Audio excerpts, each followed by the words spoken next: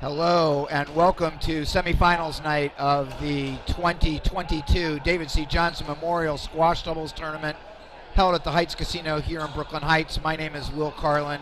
I'm sitting here with Rob Dinnerman, and we will be your hosts throughout both semifinal matches tonight. We've got two very interesting matches. The first one consists of the number one seeds facing the only unseeded team in the semifinals, but a team that many felt would get to the semifinals, and I'll introduce them in a second. And the second match of the night will feature our number 2 versus our number 3 seeds. So two potentially great matches coming up tonight. Let me introduce the players to you. So the number 1 seeds of this tournament are Scott Arnold and James Stout. They are ranked respectively number 1 and number 3 in the SDA rankings. Scott Arnold from Australia is 36 years old. He actually reached number 54 in the PSA singles rankings. He won a silver for Australia at the 2007 World Championships, and he's won a whole slew of Canadian national doubles titles with Robin Clark. He also won the Big Apple Open with Manik Mether and against James Stout and Yvan Badan, and he's the defending 2020 champion of the Johnson with Yvan Badan. Now James Stout, wow, he's from Bermuda. He is one of the world's best people holding a racket of many different kinds. He was the world champion of rackets starting in 2008 until last year, pretty much undefeated. He is certainly considered the GOAT, the greatest of all time in the sport of rackets, having a 12-year stint at number 1 and being world champion. He also won the U.S. Open in court tennis, or what some people call real tennis, in 2010. So suffice it to say, he knows his way around a racket. In singles, he actually reached a world ranking of 116. He's been the head pro at the New York Racket Tennis Club since 2006. And as mentioned earlier when I was talking about Scott Arnold, he made it to the finals of the Big Apple Open with Yvan Badan.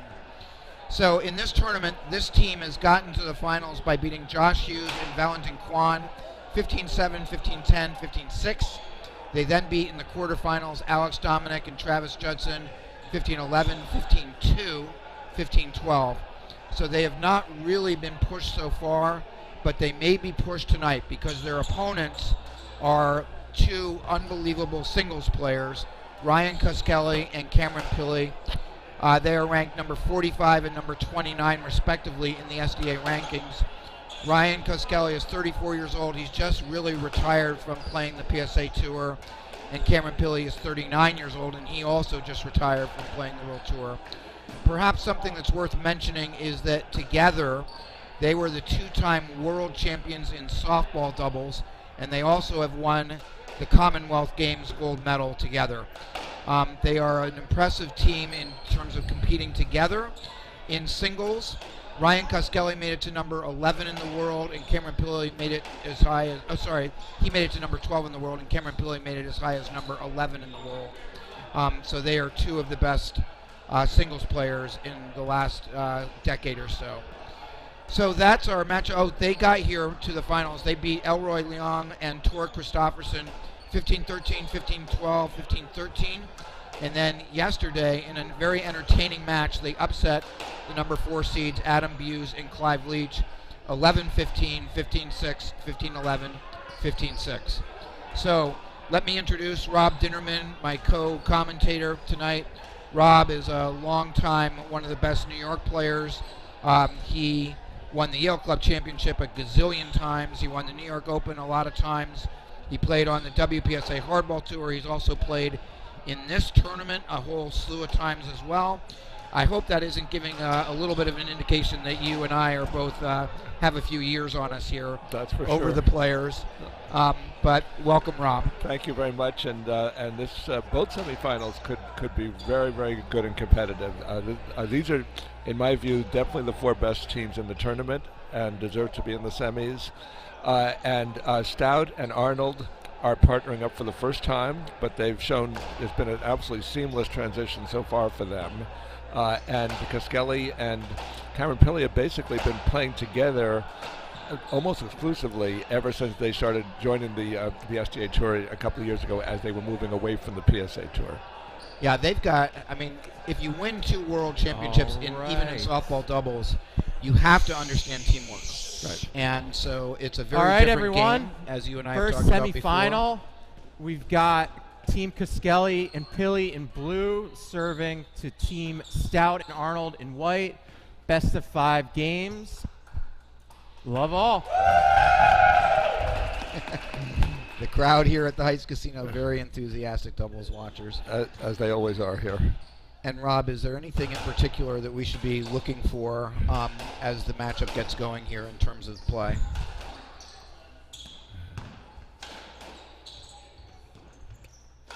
I spoke to both teams. They're both just going to start off.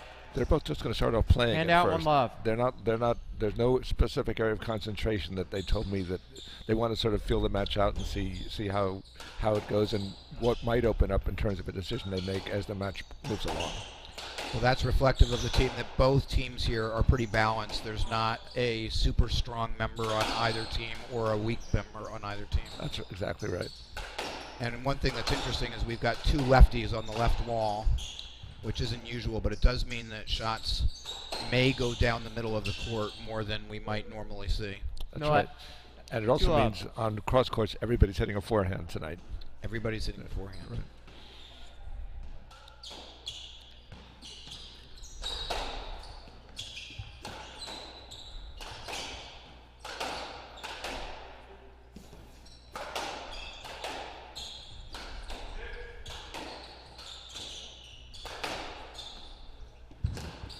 Shot. I think that might be the first match this tournament Right where side, that's the case. second man, 2-1. Where there's 2 lefties on the left wall. I think it is. It's of the matches I've announced so far. It's the first one. There's only been 2 matches that I haven't announced so far. So.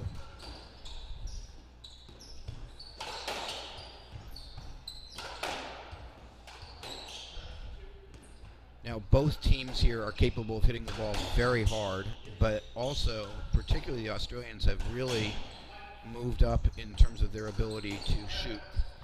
Pilly's forehand reverse corner last night earned him a lot of points. Hand out 2-all. That's kind of what opened up that match against Leach and Buse.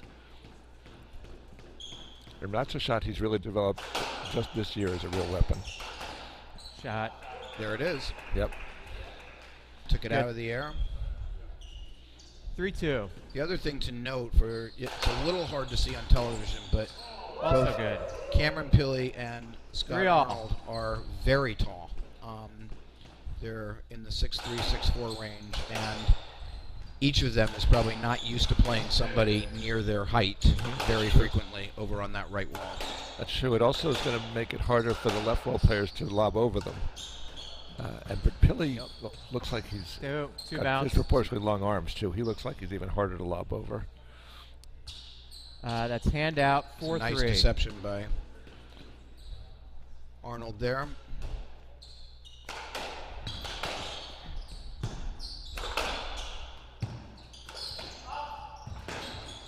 Nope. Also another nice shot by Left Scott side Arnold. 5-3.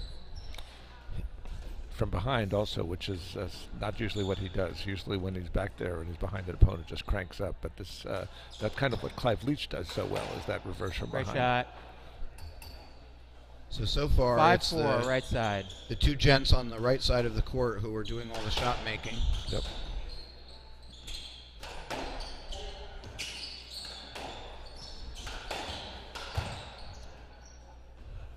Hand out 5-all. It's a rare error for Stout. When he and Yvonne won this tournament last time it was held, he was almost completely error-free.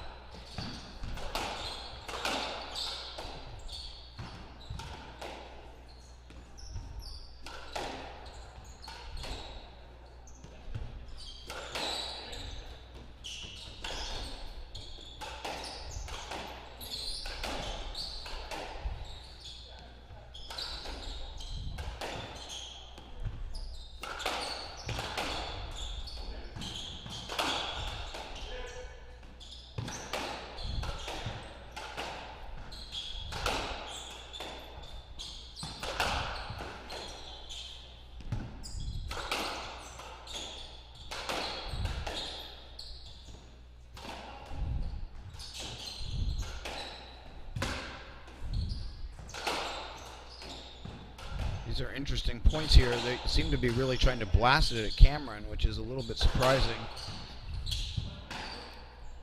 Let ball. And they got a let out of that. Well, that's a long point for a let. Let ball, first man serving left side, blue. And that point without a resolution earned a nice round of applause from the crowd. Out. It was probably the best played point of the match, actually, so far. That was a good all-court point.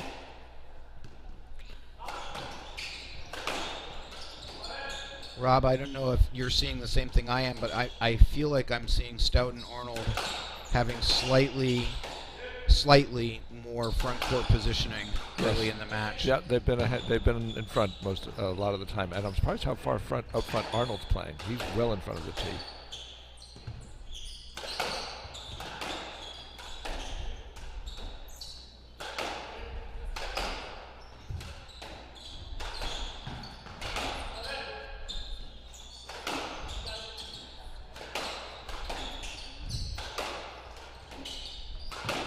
We said that they could both hit hard, and they are doing so right now, folks. Right side, second man. That was a hard-hitting point. 5-6. As was the long point that ended in the let right before. Kallus serving. And I said it yesterday. I've not said it yet today, but Cameron Pilley, who's in the black on the right-hand side of the court, still holds the world record for the hardest hit squash ball in history, 176 miles an hour, which is you don't want to be in the way of that, particularly with a doubles ball. Right. I have a suspicion that if he tried that was with a softball. If he tried that with a doubles ball, it might even be faster than that. It likely would.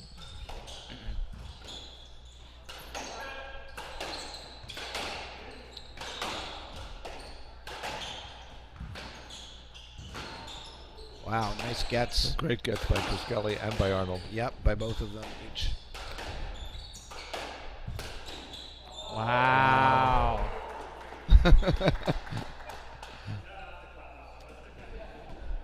I'm not exactly sure that it was what he meant to do. But that was a good reflex, just getting his racket on the ball there. Absolutely, it was. So we're pretty even early on. Arnold and Stout do have a 2-point lead, 7-5 early in the first game, but the points have been tightly contested, and I'm not sure I would be saying that anybody's showing a huge advantage so far. 8-5. Although I do think Stout and Arnold have had a slight positional advantage. Yep. It's not huge, but it's definite, I think. Yeah, and I think Arnold's kind of been able to move into balls with more momentum than Cam has, Pilley on the right. Look how far up Scott is. He's well in front of the tee when he's waiting for the opponent's shot. Yeah, right. He's really up there. Yep. Second man, and right side. Kallus, I will say, he's been trapped back a few times here. He's very fast, so he's covering the ball, but he's having to run a long way when he's retrieving some of the short balls. Well, so far he's been completely up to the task, but Left you're ball. right about that. You're right. Right side, 8-6. Down.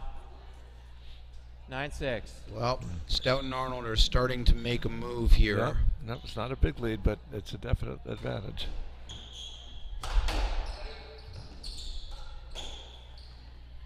And Rob, yesterday you gave me some amazing predictions. I haven't asked you for a prediction in this match yet. This is a very closely contested match. I don't think it's going to be 3 games. I think it's going to be it's very tough to pick one team coming into this match. So even though Stout and Arnold are the number 1 seeds, you're not confident picking them because the Australians are that good. I think they've got. I would give them a better than 50% chance of winning, but not by that much. Got it. Scully and Pilley are ready to have a big tournament, and this is the first time they've gotten to the semis of a big event. Right so side. They're already on their way up. 10-6. Right side. But that 2-point lead has now manifested itself into a 4-point lead. Stout and Arnold are well positioned in this first game. The points have been close. And there's a little bit of conversation going on between Cameron and Ryan. Yep. think they're aware they don't want to let the other team get too far ahead, and 4 points is enough advantage that they may want to have a little powwow, which they did.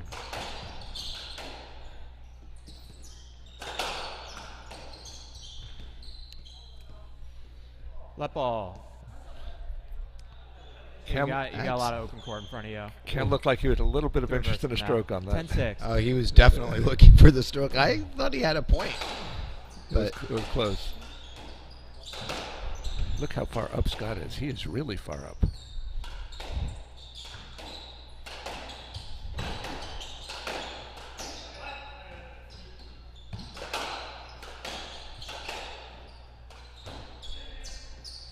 it's almost like he knows Cameron's so tall that he wanted to make sure that he got in front. And Cameron's actually letting him sort of do it to some extent.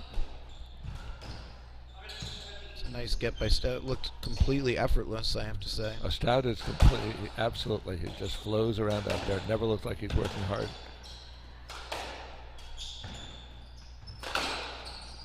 Wow, that's a nice shot. That's happened several times. Arnold's had a chance to really step into a ball. Left and side, he has 11-6. burned Kallus on that cross court. I will tell you, Kallus' forehand volley is very strong, so to get that angle and just make him miss the ball, that is not an easy task. But we mentioned it when it was a 2-point lead. It's now 5 points. Actually, I think now 4 points. A couple of errors from Stout. 7-11.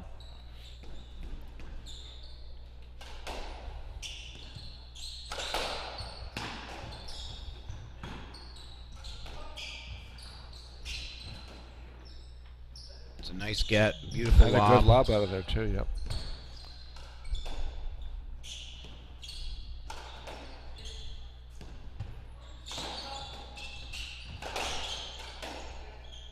These points are fun because it's gone from very hard hitting to tactical lobbing.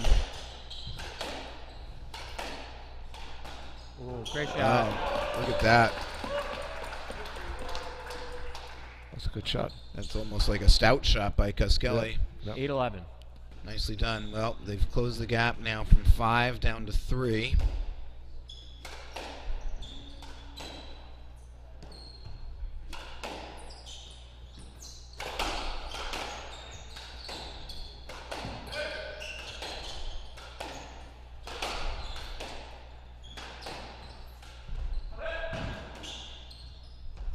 Smart shot there. They were both trapped up front, and the lob got them reset the point.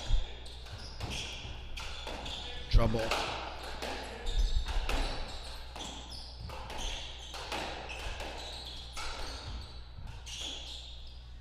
Nice lob. Good coverage by Stout. Look how fast he recovered, but Ryan knew he was trying to cover up. That's a smart shot by Ryan just to take advantage of the fact that Stout's momentum was completely going forward. That's right, and he was still moving when he hit it, so he was not able to brace himself to make the recovery. 5-point lead is now down to 2, now down to 1. Wow. 10-11. One of the things about the Australian, I shouldn't really necessarily keep referring to them the Australians because of course Scott Arnold is also Australian, but the team in black, which we're going to refer to them as the Australians, they are completely unflusterable. They have played together and they've played in massively important singles matches, doubles matches. You're not going to fluster them. And we saw that last night when they lost the first game to Leach and Buse and shook it right off and moved through the rest of it. Yep. So that's true. And so even the 5-point lead, which is now a 1-point lead, you just had a sense that this first game has been close all the way through, and even that 5-point lead felt tenuous. Yep. It was not. Yeah, they weren't outplaying them by that much.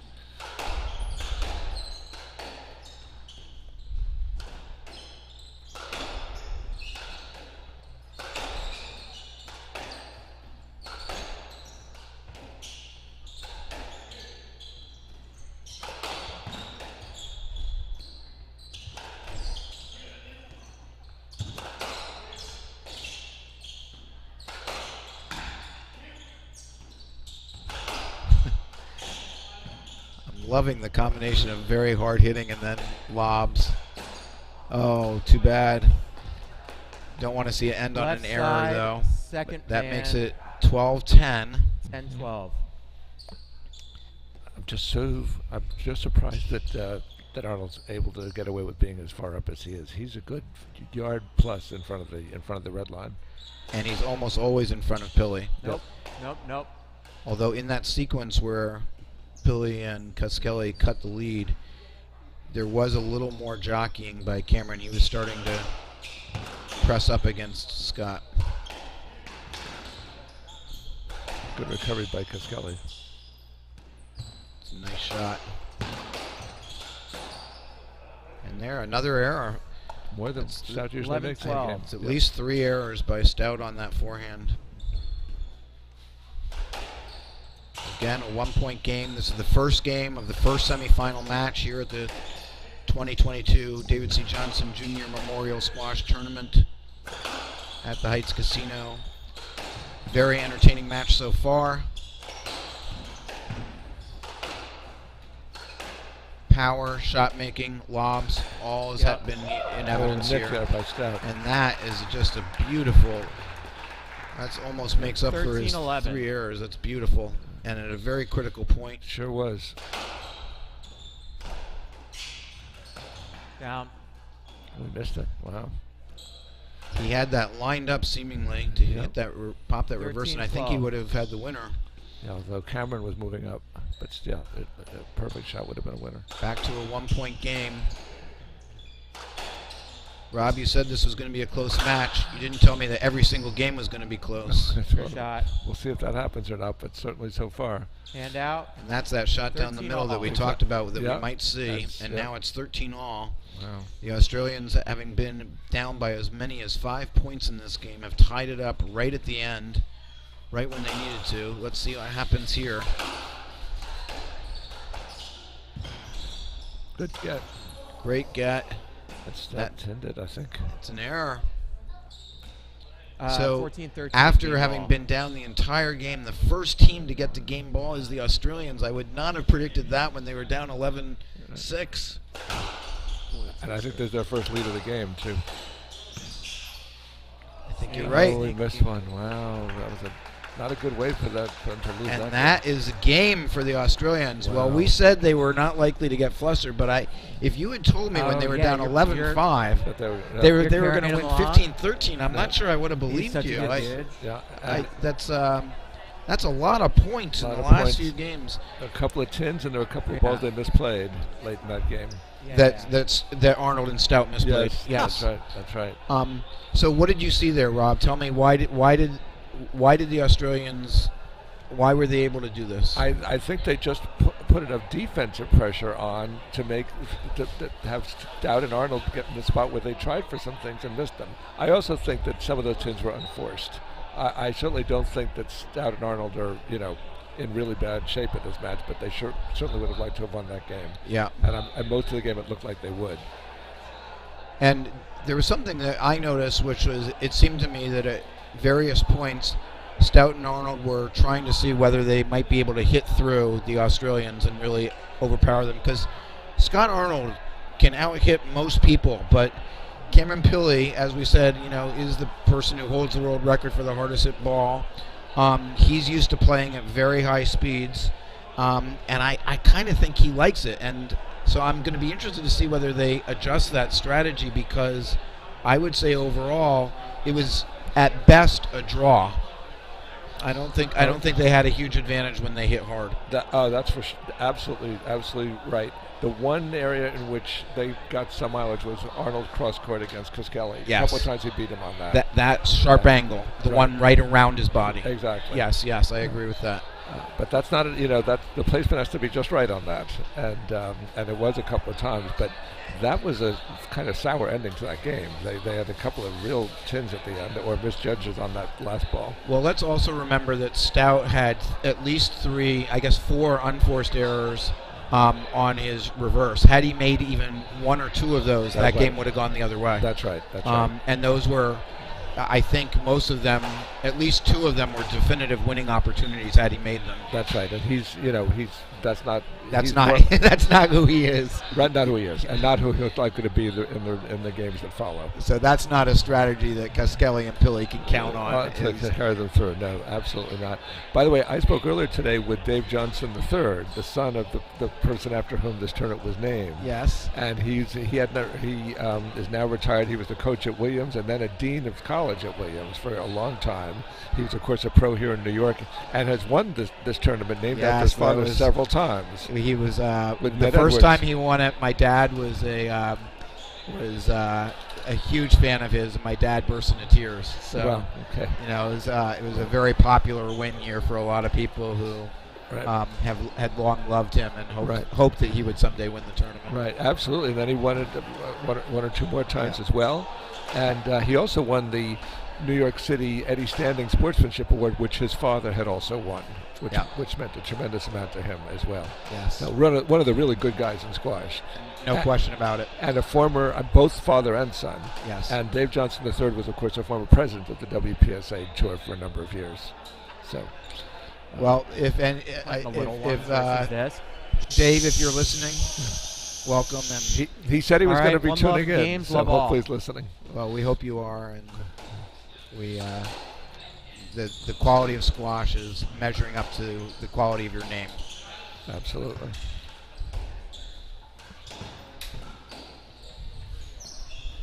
How important is it that Arnold and Stout start quickly here? They certainly don't want to fall way behind after the way those last couple of points slipped away in the first game.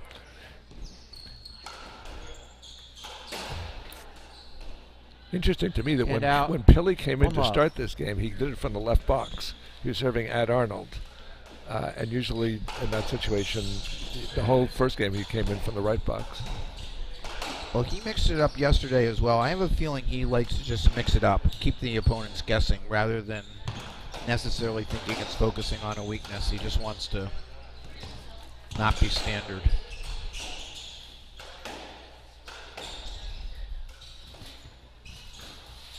And of course, with a lefty, you're always serving to a forehand. Yep. So.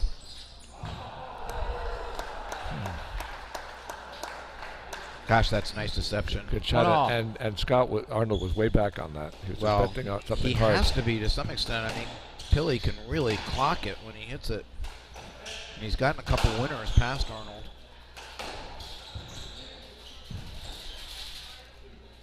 That's another nice lob by Ryan. He's actually hit that lob and reset the point a few times now. And that's not so easy to do with that hanging beam.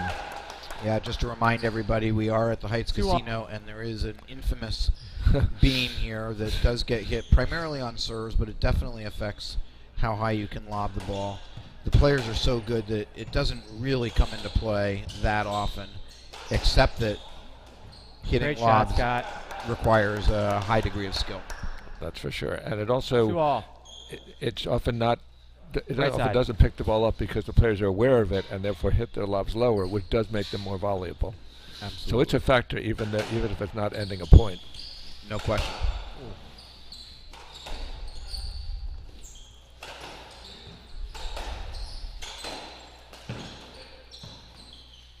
Well, just like in the first game, this game has started off close. In the first game, it was close until about 5-all. Then Arnold and Stout had garnished a large lead. And then Kallus and Pili slowly whittled away that lead and got the last couple points at the end of the game. Philly. It was a Philly by Pili.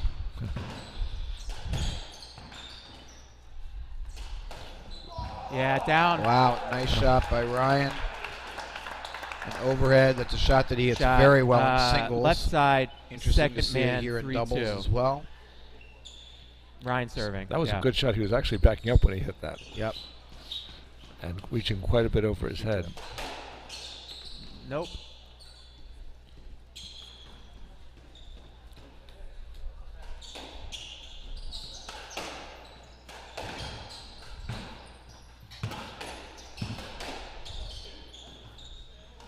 Again, slight positional advantage for the team in white.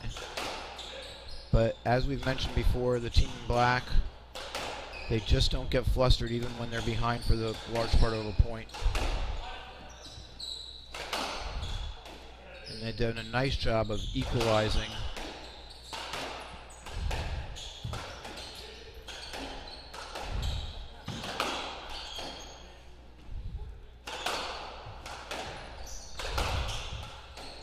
It's a nice get by Arnold there. Oh. It Let popped me. up. Let. It's close to being a stroke, It sure was. actually. It sure was. 3-2. Only because of the unexpected bounce it took, but Arnold was really in the way, but I think no one's really going to argue with it being a let, but it was closer to a stroke than you might have thought.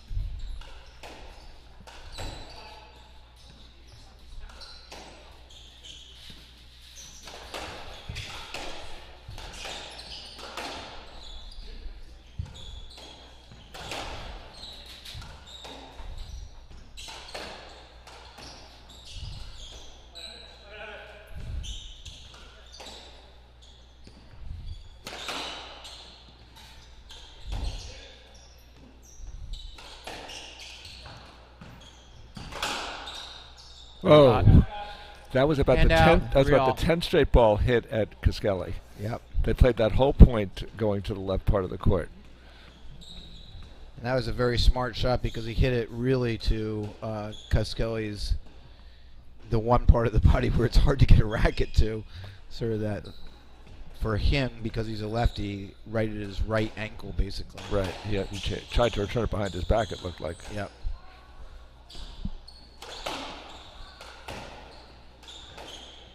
So yeah, I agree with you, Rob. I think we're starting to see that the team in white is going to maybe try to keep it on the left side of the court slightly more. It's a fat tin, isn't it? That's Left side. That's a hard tin, but he's 3-4, going for that second same man. kind Yep. of shot over to Kallus again. He wanted to make sure he hit it hard. And wide. Wow, great ball. You know, I sort of Really feel he good. should be doing that more. You know, he's got a really Hand nice out, reverse 5-3. corner, and every time he's hit it, which has only been a few times, he's won the point. But it seems like he's into the mentality of trying to pound the ball. Right. He's part of the reason he was able to hit that shot is he was on it very early. Yep. He saw it as Arnold was swinging at it. Let. Left side, 5-3.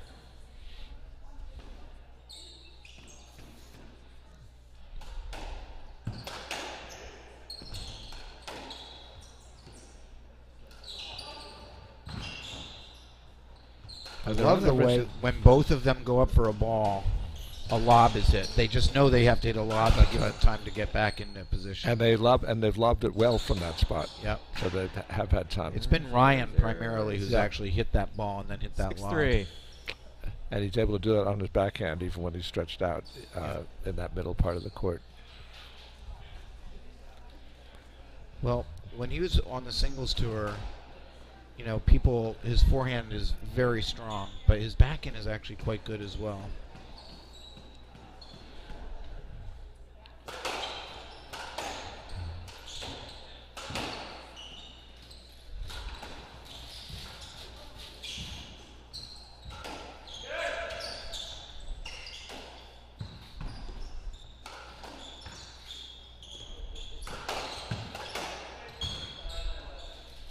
Left ball.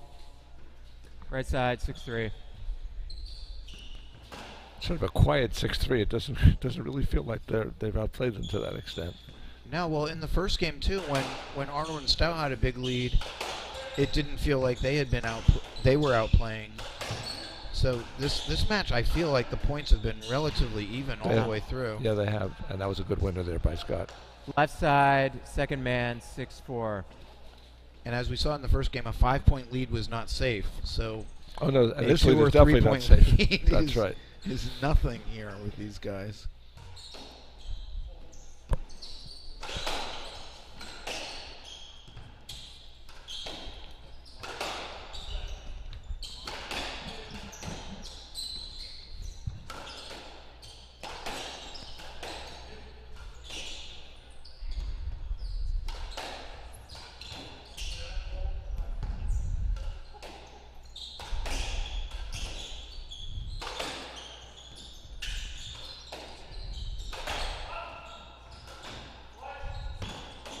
Nice retrieve by Stout to reset his part of the point. Nice lob by Cameron.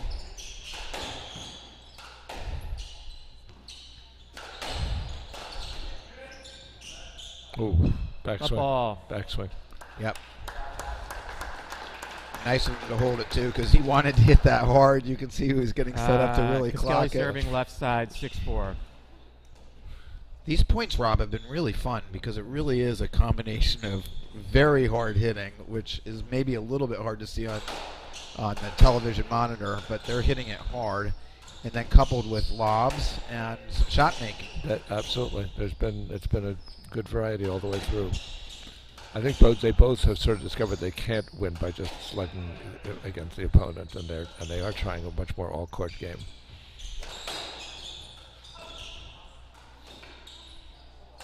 Another nice lob. That's a great lob. Yeah, Get out of crossing trouble over, there. right? Yep. With his backhand.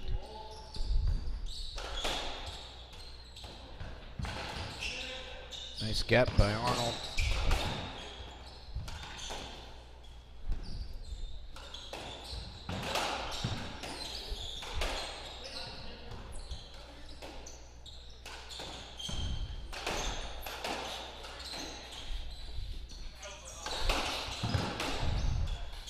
Wow. It's a nice drop volley, but a great get by Stout. And then look at that. Crushed it into the neck. Beautiful shot by Kallus. Done that a couple of times this game. 7-4. I mean, he just really absolutely nailed that ball. And that shot that he was going for, that early, very short front wall neck, is one that he was certainly aiming for. And he's had a couple of winners on exactly that shot so far in this first game and a half. So now we do have a 3-point lead for the Australians. This game they've been ahead the majority of the time. In the first game they were behind almost the entire time until they got to game ball.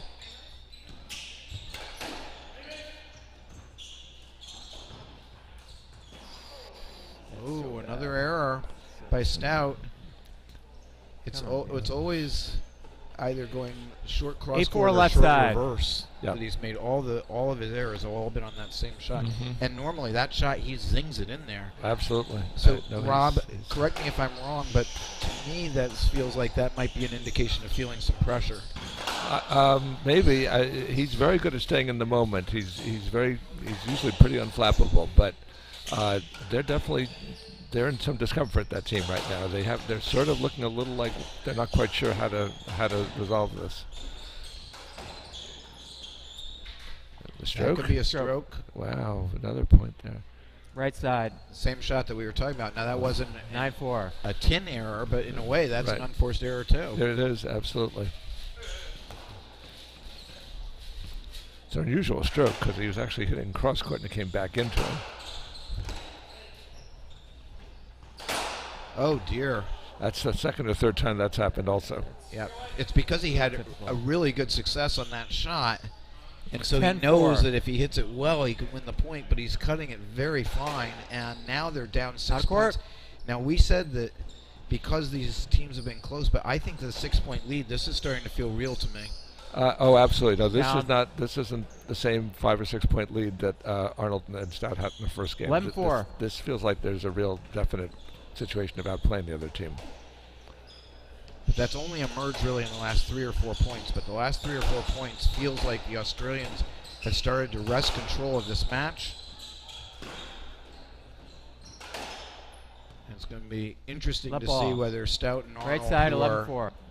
really good doubles players. Ryan serving. Again, just to remind you all, Arnold, who's on the right-hand side of the court, is #1 in the SDA rankings, and Stout is #3.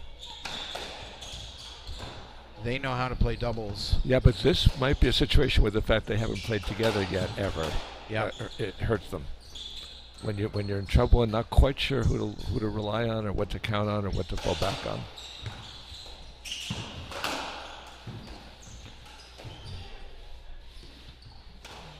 I want to give Kallus some credit too. As Arnold had success with that cross court against them, Kallus has actually defended it very well since a couple of those winners. Yeah, and has hit a couple of winners himself in the process. No, he's played it. Left before right. They both played very well this game. They have outplayed Stout and Arnold. That 11-4 lead is not by accident.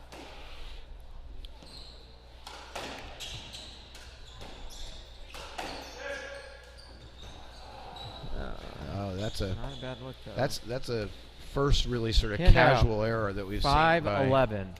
I think it's the first tune they've hit this game.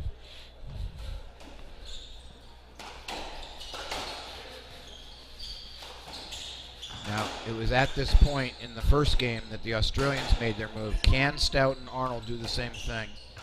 It feels different, but we shall see. Whoa. Good length.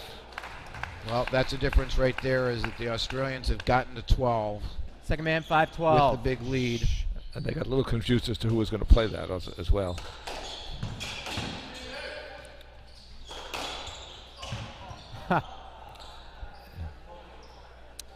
Hit his own man, right? Yep. Yeah. He hit Ryan 6-12. Koskelly going down the middle of the court again. Yeah.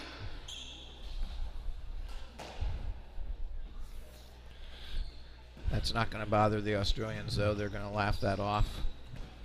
They'll probably, Koskelly will tease Pili about it later on in the locker room.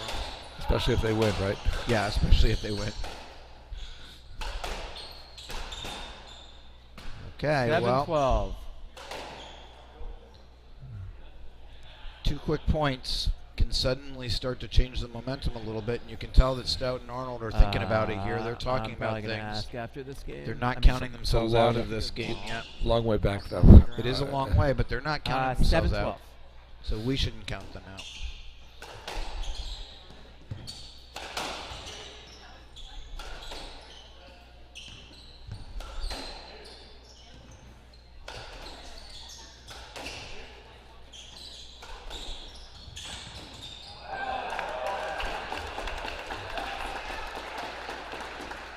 That's a nice little 8-12. All right. cross-court drop shot by Stout.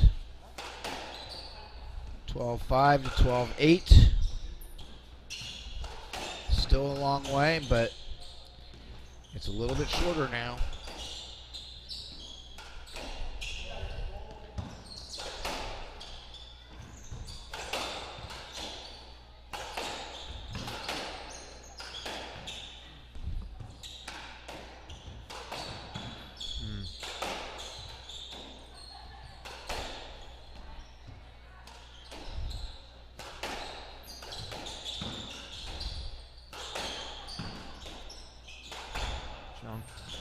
Jump. Get out.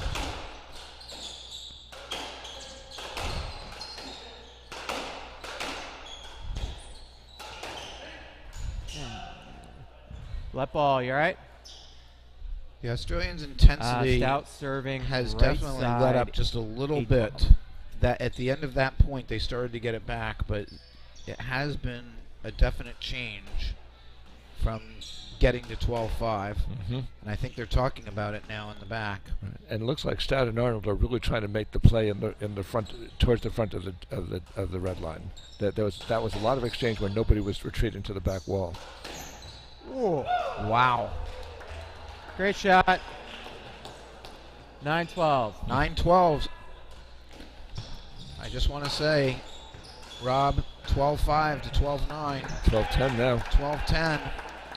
This is actually almost the first game in reverse. 10-12. So Stout and Arnold had the big lead right at almost the same point, and then Koskelly and Pili really closed the gap. The question is, can they complete a comeback the way their opponent did in the first game? I think it's still a bit of an outside proposition, but it certainly has gotten a lot closer. Arnold is so far in front of the tee. He really is. And that won them that point. 1 point now, Rob. 1 point. 11-12. Right. Several have been winners to the front right, 11-12. In front of Pili. I have to say this has been a very impressive adjustment by Arnold and Stout. They looked they had been outplayed. They had been outplayed. Close call here. Let ball. Okay. They had been outplayed for the majority of this game, for Absolutely. sure. Absolutely. And now they've worked their way right back into it. 11-12. I would say at this point it is anyone's game. There's a huge point right here.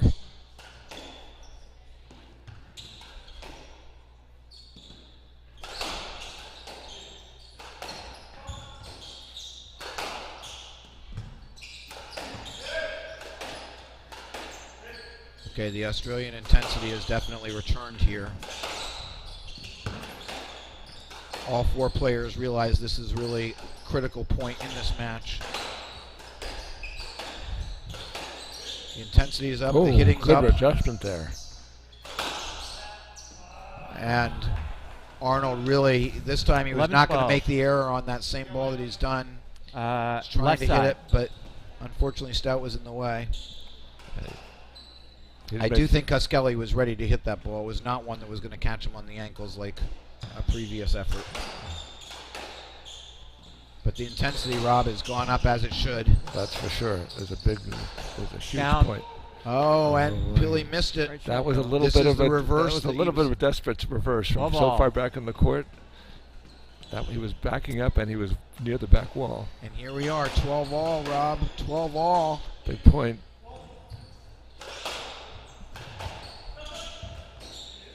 It's good adjustment by Scott. He wasn't quite sure what to do on that.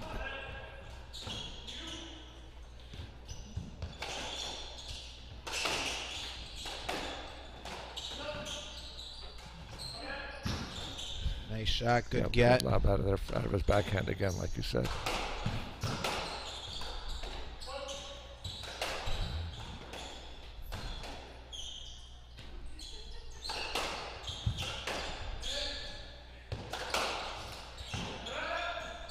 Oh, got a little confused there. Those are the balls down the middle that we talked about at the beginning of the match. That's a great shot by Ryan Kallus That sure with was. his backhand, a backhand drop volley from the middle of the court. Look how far up he was. Hand and out, 13-12. almost sort of a poach in there. That was a great shot. Really well done. That's their first point in the last 8 points. Right. And that's But the a first good time for it. And that's the first time he's tried that shot. And from that situation, he's usually been swinging away on it. Oh, watch out, Scott. Didn't quite get that ball to lay down. But just a huge The point Australian, also. oh, that's Boy, that could be a Left strip. ball. Okay. Boy, oh boy. I think not a let ball because Left he side, could have played it 13-12. earlier and he sort of waited.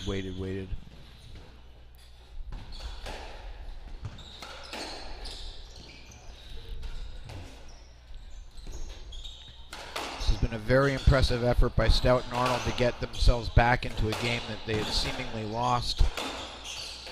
But now the Australians have forged that 1-point lead right near the end of the game. Nice pickup. The intensity is high. Oh, and a big error by Stout, hitting the tin. Oh, that one hurt. That gives Right the side, Australians 14-12 3 game game ball. balls. And can Arnold and Stout keep their focus here to get this game after they've worked so hard to get back into it? Or is it going to be a 2-love lead for the Australians?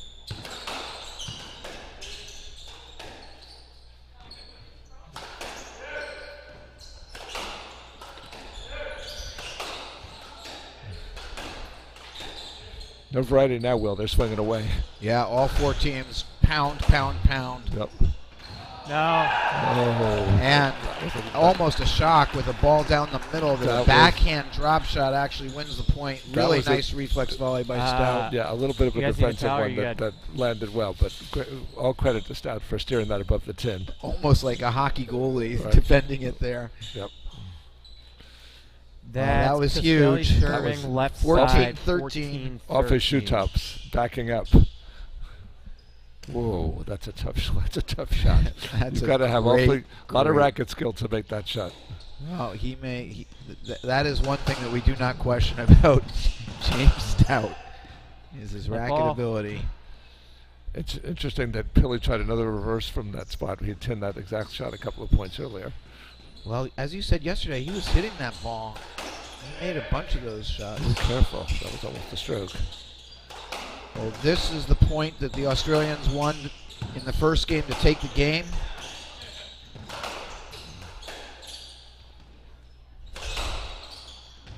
Again, intensity very high, hard hitting balls. A nice ball to get it to the back by Kallus.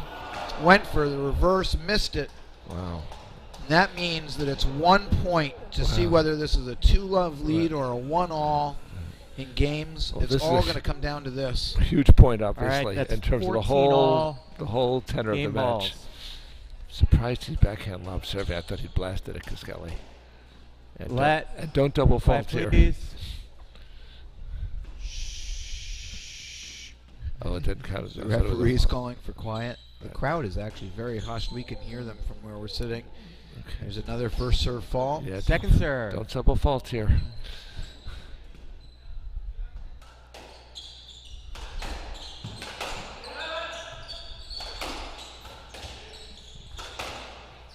Kallus wants to hit the heck out of the ball.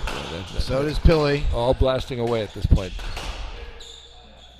Let ball. Okay. Getting a let. 14-all. Reset. Stout was not sure about that. They're cranking it up. Yeah. But not on the serve. I'm really surprised he's been locked serving.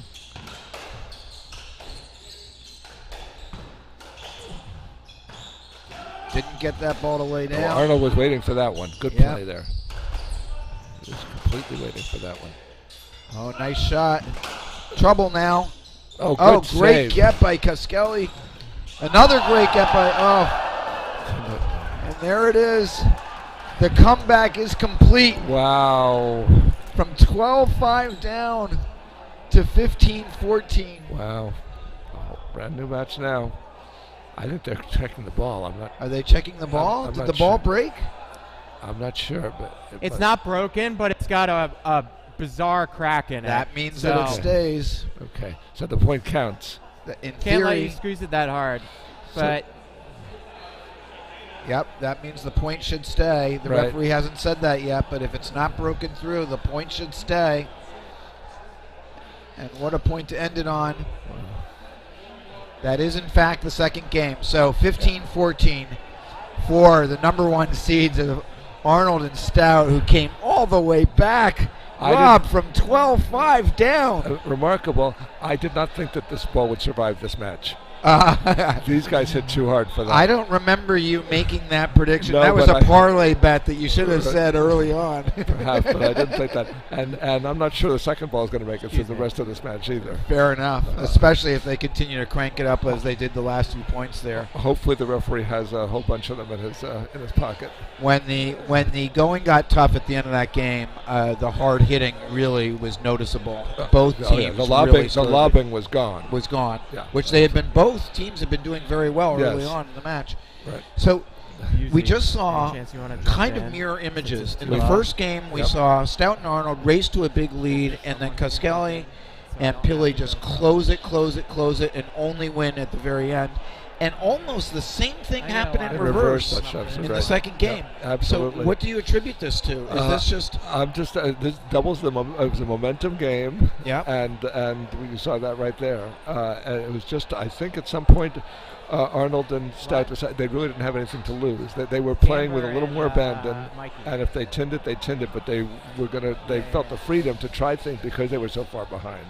Well, one of the differences in my mind between the first game and the second game was in the first game, even with the big lead, it felt like it had been even all the way through. Right. In the second game, it seemed like the Australians had really taken the advantage. That's true. Absolutely. And so what you're saying in terms of that's a little bit why it might have been desperation, but that desperation worked out for them, changed the momentum. That can be liberating also. And got them back into it. And there were a couple of remarkable shots. That shot that Stout hit when he was backing up off his shoe tops for a drop shot winner. Unbelievable. That really should be a Pili Kallus point. Yep. And a couple of swings like that. And the backhand drop shot also. Absolutely. That backhand volley drop shot. I thought Kallus shot a 12-all. The volley that nicked in front of Arnold was going to sort of move the game back to them. And then they won the next point, but they lost the next 3 points. Well, we're here at 1-all. Right. You said this is anyone's match. I'm assuming you feel the same way right now. Absolutely, and Kallus and Pili are not going to be flustered by the fact that game got away from them. Well, that's an important point. Now Stout and Arnold, to give them That credit, thing turned into a they, massive, like, I mean, it did seem a little bit like they were flustered because it seemed like they didn't know how to, but they figured it out. They were confused. Confused, they but were not flustered. And that's what I think the difference Fair enough. is. Yeah.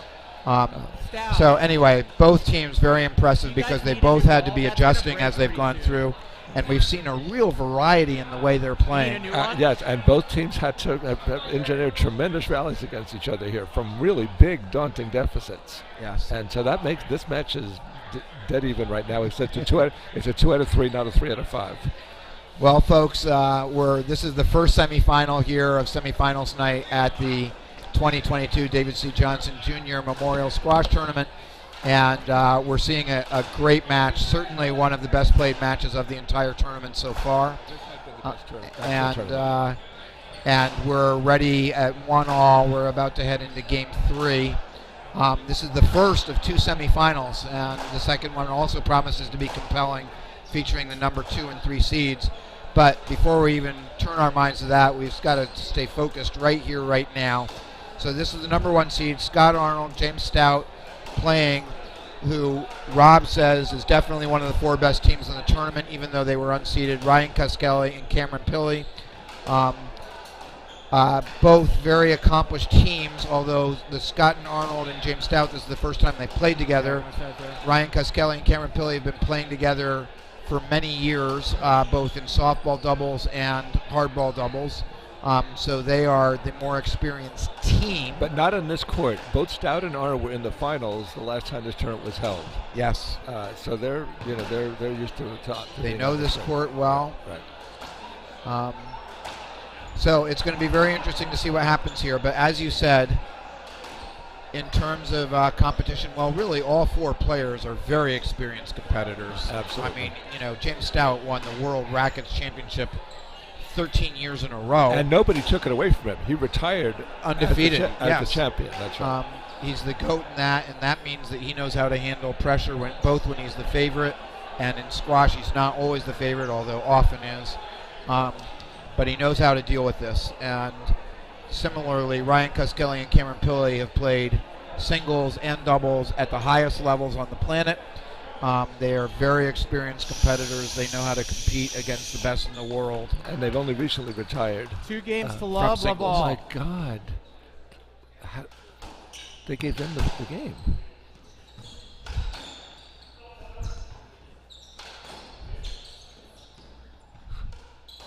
How do you explain that?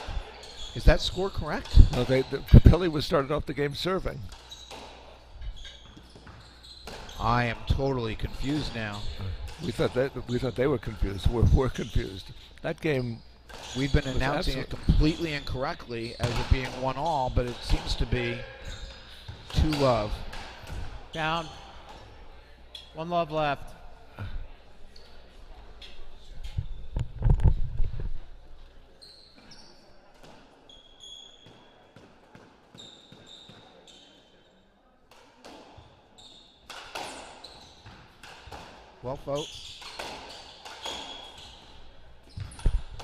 Well, folks, we are, Rob and I have been very excited about this being a 1-all game, but something happened at the end of that second game, and Kallus and Pilley seem to have a 2-love advantage, which is not what we thought happened. So we are right now trying to find out why we got it so wrong and what happened at the end of that second game.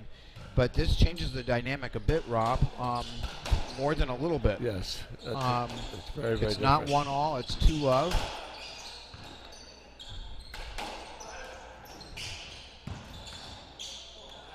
After that last point of the Scott. second game, Ryan Kallus threw his racket up in the air in frustration. I don't see how they wound up winning the point unless we completely missed something in the monitor.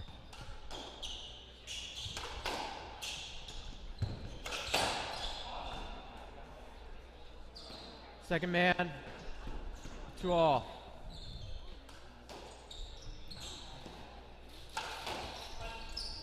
Out of court. 3-2.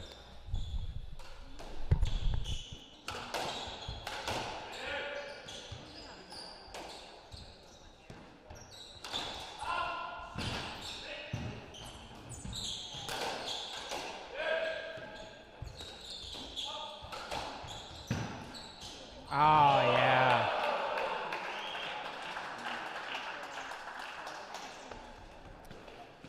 Three all. Yep. Okay, well, we have just found out what happened at the end of the game, which is that Kallus did hit a ball that just barely went up. And so there was a question, first of all, as to whether or not the ball was up. Then there was a question as to whether or not the ball was broken. And it turns out that the ball was cracked, but not enough to go through, which is what we accurately called. But we thought it had been an error, and in fact it was a winner. And so Kallus and Pili did in fact win that second game 15-14 because the ball was not broken all the way through. The reason that Kallus threw his hands up was A, he thought he made the error, and then B, he thought the ball was broken. But in fact, he hit a winner. So, was the ball originally called an error by the ref and the judges overruled, or what? No, the referee called it up. I see. Did Arnold and Stout appeal? Do not know the answer to that. They appealed the ball. I don't know if they also appealed the decision. I think they were in agreement that it was up. Yeah. So in any case, we are second man, left side, 4 all. There it is. So that's what you do when you hit a 10. Yeah. So he thought he had made the error, and maybe that the ball was broken. But in any case, here we are. We're at 4 all. It's 2-love for the Australian team. They have a big lead over the number 1 seeds. The number 1 seeds did not give up in that second game, despite being down 12-5, and we actually thought they had come all the way back and won the game. And there's Ryan throwing his racket up again, just like he did at the point this time he did hit a about. 10. And it seems like that's what he does when he thinks he's hit a 10. So you can understand our confusion, folks. But the reality is it's 2-love for Kallus and Pili, and Arnold and Stout are showing the typical resilience you would expect from champions. And they are well into this game, playing well, and it's 5-4. And we will try not to get befuddled again as we go along here, but hope you can excuse our confusion based on Kallus' racket toss, among other things. Second man, left side, 5 all. Stout serving. 2-love, 5 all. With the team in black having a surprising 2-love lead, even more surprising since we were sure it was 1 all. Another nice that shot. Ryan Kallus has been hitting well all match long. Got into the front right to protect when Pili's caught too far back, and then lobbing out of trouble with that backhand lob. Exactly that shot. Yes. The ball, 5 all left.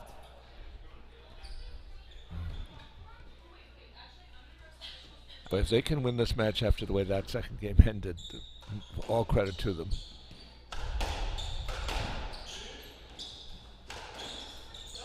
That's a brutal way to lose a game.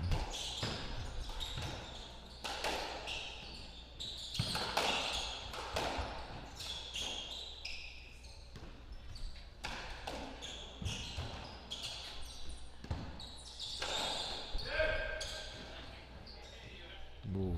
Let.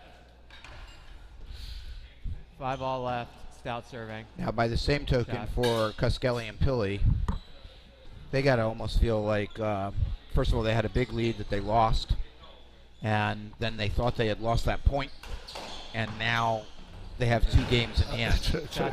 They got to be feeling like fortune is just smiling on them tonight. Absolutely right. Stout right. That can make you let up too. Not that they're going to, but there's a little bit of pressure on them as well, the way that game ended, even though they're up 2-love.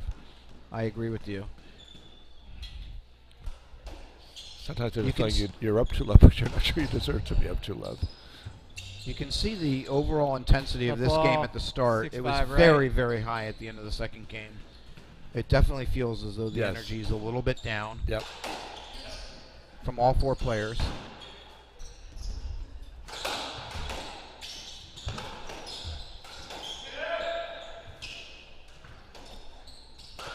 And just as I say that, it's starting to pick up again. Nice get, maybe out of court. No, that's still They're play. playing it. Nice shot. Scott Arnold definitely thinks the ball was out. He's appealed And it. out 6-all. But he's not going to get it. Nope. So a nice shot by Ryan Koskelly, who actually also thought his ball might have gone out, but he recovered. And No, then he hit stopped. You're right. He absolutely stopped. It looked like He he thought stopped, it was yep. out. Yeah. But he had a nice forehand volley.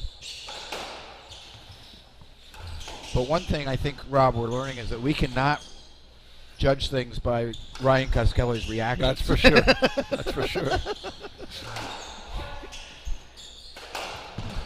He's tricking us right and left.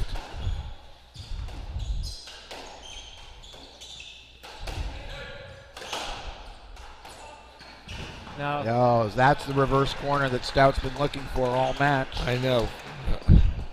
Koskelly right. If that starts to click, Rob, that could actually get them right back into this match.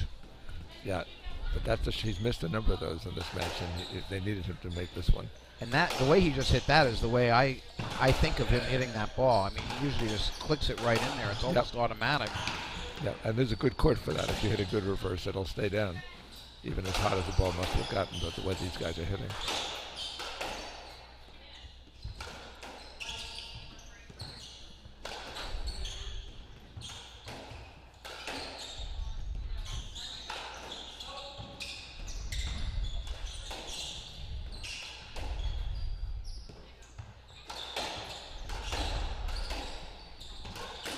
Down.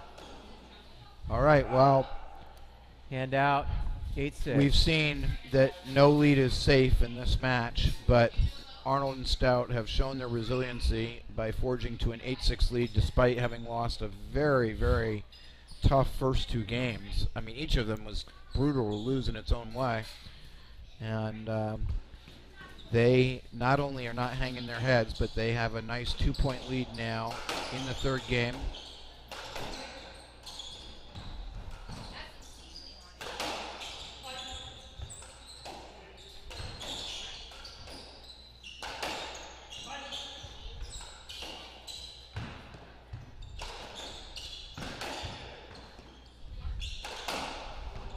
Wow. You know, sheer power hasn't won a lot of Left points, side, 8-7, second but man. that's a nice one by Ryan Koskelly, Yeah, but the fact it's so shallow had a lot to do with that's that being a winner, too. for sure.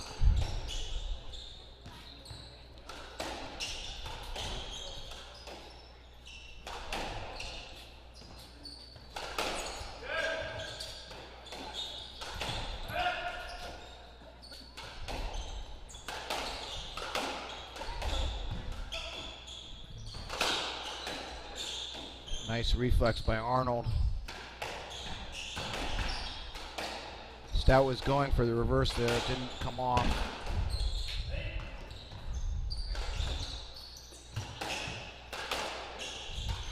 Still hasn't quite found the range on that ball. Good point. Big point, too. Intensity is back, folks. Might have been lagging a little bit at the start of this third Great game, shot. but that's the reverse that Cameron broke open the match with yesterday. Hand out, 8-all.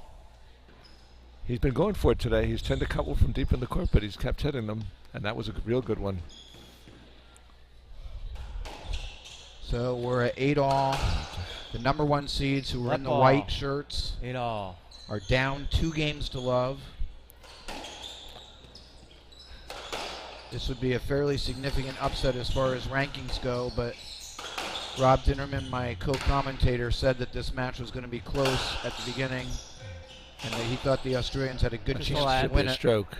Yeah, I saw that good. Surprising. Stroke or no? Nope, just let. No? Okay. 8-all left side.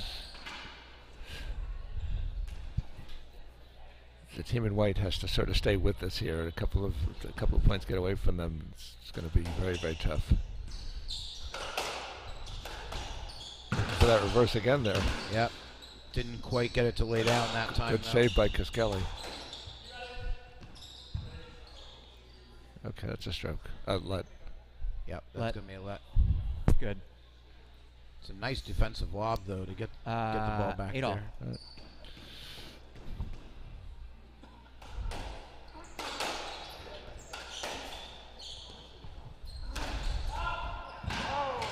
shot, Stout. Okay.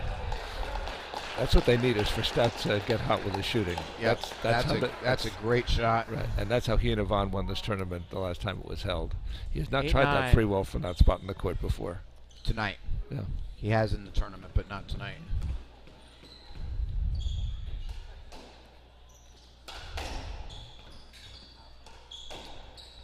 One-point lead.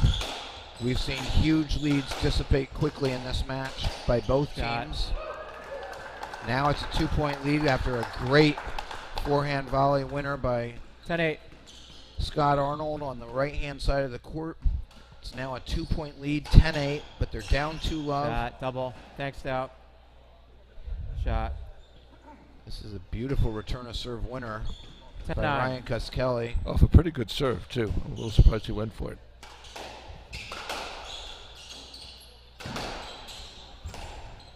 Nice get off the back wall. And there, Scott Arnold hits another beautiful shot. 11-9. Almost looked like he was maybe going for a reverse corner, but it wound up being a corner shot that was very effective. They're back to a 2-point lead. 1-point lead again. This is an error by Stout. A couple of late game tins he's hit in each of those 3 games. Hand out 10-11. Now, but you said, Rob, a few times that what they need is for Stout to get hot. So should he keep going for those balls, or should yes. That's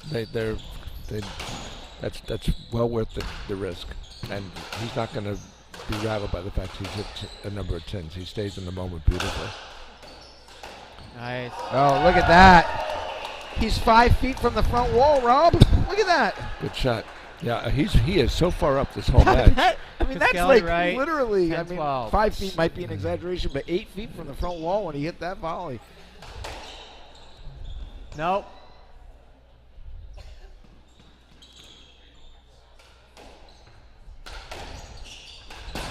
Oh, a big error right here from 13-10. Kallus. He's been playing so well. He's made very few unforced errors, but that's a big one. Yep.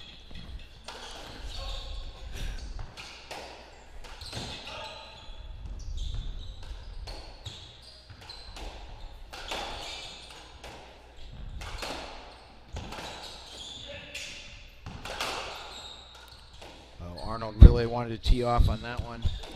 Good play by Kallus. That was not an easy cross court to deal with.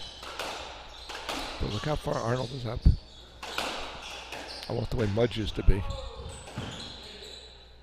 What a lob by Stout.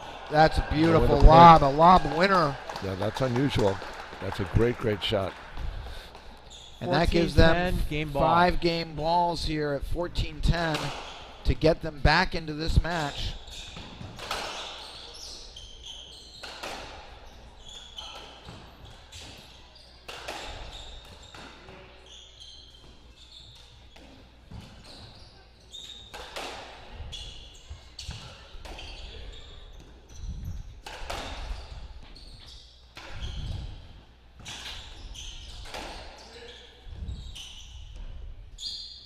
Be a let. Let probably. Yep. It's going to be a let. 14-10 game ball. 14-10. Can Arnold and Stout work their way back into the match? A match that they thought they had won the first game with a huge lead, then they thought they had won the second game on game ball for each. Right side. And it's not over yet. 14-11. 14-11. That's 1 game ball gone. This match has had big streaks in it.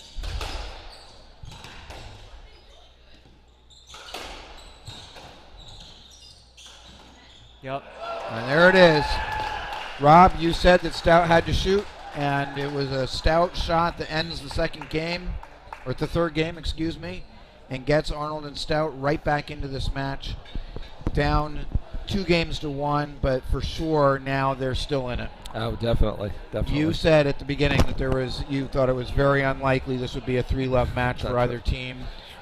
It has been excruciatingly close all the way through. Absolutely. That game, although very close, was actually the most decisive game so far. That's right, because there was no huge late game run like there was in each of the first 2 games.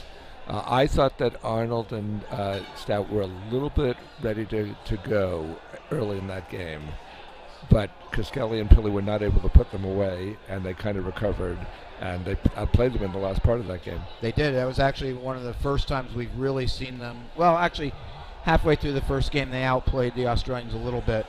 But if we were talking about really decisively outplaying them, the end of this third game is the first time in the entire match where I felt that they did that. They definitely did, and there was this is a game they absolutely had to have, and they set up for it. I think it's winning 3 games in a row is going to be really tough, but maybe they'll be able to do it. I mean, they're certainly going to make the Australian team earn it. That's for sure. Yeah, and again, both of these teams just terrific competitors. So there's no choking going on here. Everyone's rising to the occasion and playing good squash, and I think that will continue as we go along here. So, wow. Well, we got confused at the end of the second game, and we may have the opportunity to look at that last point again. Yeah, that would be. Can we do that one more time? Yes. I've never seen a player react the way Kallus did on a point that they won. So just to set the stage here, Kallus and Pili had been way up, and right here we see a shot, and Pili throws his racket up. If that's not the reaction of someone who's made a tin, I'm not sure what it is. It's looking like he thought it was a tin, which we did as well. The ball was then appealed because we thought that Stout and Arnold were saying, but hold on, this is a let because the ball was broken, which in fact they were saying. Oh, I thought that Cam and Ryan were appealing it because that was their only way out of the game. Correct, that's what we thought, but in fact it was Stout and Arnold who were appealing. Right. And right here, so watch the shot by Ryan. Okay. It actually and by the way, he was not throwing up his racket to say maybe the ball is broken. He was throwing up his racket because he was unhappy that he thought he hit a tin.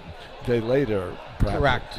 Yeah, I think you and I both think that he's throwing his racket up here because it's a tin. I thought, I've screwed up the game. But in fact, Stout looked like he made a fist like we won the game at the very end of that last field. I hadn't noticed that until then. Let's watch it again. Watch Stout after. Stout. Okay, now watch Stout. A little further. See, it looks like. It's a little less clear. Yeah, it's a little unclear. Okay, fair enough. But in any case, the game went to Kallus and Pili because the ball was in fact up. Kallus may have thought it was down, and Rob and I may have thought it was down. But the all-important person, the referee, thought it was good. Right. So in fact, and Arnold definitely didn't think it was down. His body language was unhappy in that. So, in fact, Kallus and Pili won it. But to Stout and Arnold's everlasting credit, they came out, put that game behind them. There was potentially an opportunity for Kallus and Pili to really cement that 2-love lead at the start of the third game, but it didn't happen. Nope. And Arnold and Stout are right back in this now. They're down 2-1, but the momentum is what little momentum there's been in this match, and the momentum has been, changing all the time. But the momentum is with them right now. Okay. At the start of the third game. By the way, the schedule makers had the semi at 5 and 6. It was never realistic 2 games to 1. to think that the second semi was going to start at 6 o'clock. 2 games to 1. Level. All right, here we go. Fourth game coming up.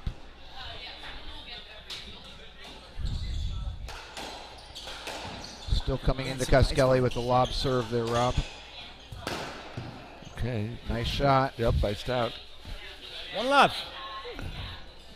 Now, part of this match hinges on whether Stout can really find his form and maintain his form. I guess he had it at the end of that third game. And he had it in the first point of the fourth as well. Looks like they've got a different referee back there by now. By the way, the voice was a little different.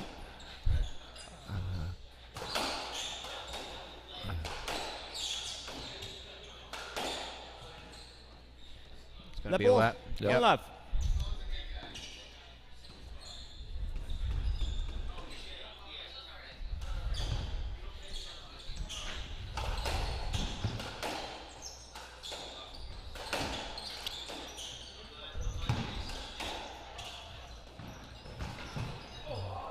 It's a nice shot by Pili.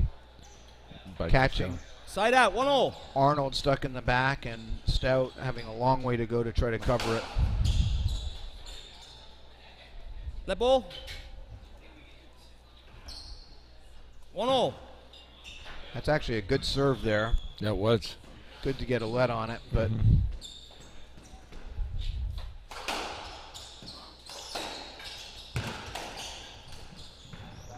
wow, that's a nice shot. Oh boy, rolled 2-1. Rolled it out. That's a steep angle to be hitting that ball. Nice shot by Pili. Cross court, catching Stout slightly flat-footed, but it was really a nick.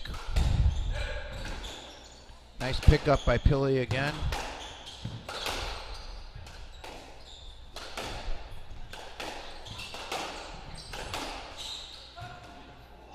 This fourth game is starting differently than the third game did because the intensity is much higher from both teams than it was at the start of the third. Absolutely. 2-all here. Left side. And also, I think in the third Left. game, both teams were still Cool. recovering from the controversial ending of there. I think that's right. I mean, we remarked on it at the time that the energy was lower, but the energy's not low now. Both teams are in this match, focused.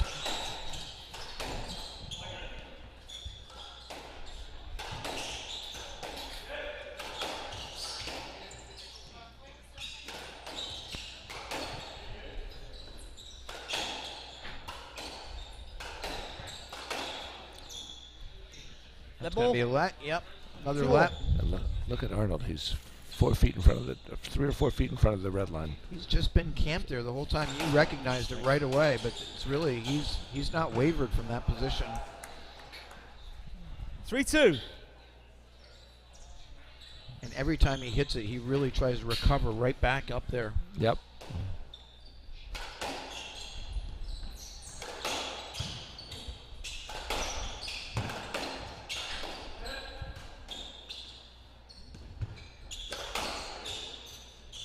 The ball. Cusk right. 3-2. These are these balls down the middle, folks, that we, at the very beginning of the match, if you were with us then, we said we might see. Part of the reason for that ball is that we are playing with 4 forehands. In other words, the 2 players on the left wall are both lefties. So they are playing their forehands, and the people on the right wall are righties who are also using their forehand. So down the middle of the court is everybody's backhand. Yep. And that's why Arnold in particular, has been Side sending out, a lot 3-4. of balls down the middle, trying to take advantage of Right. that. He's been alternating that with trying to pass Skelly on the to The side. sharp angle, yep.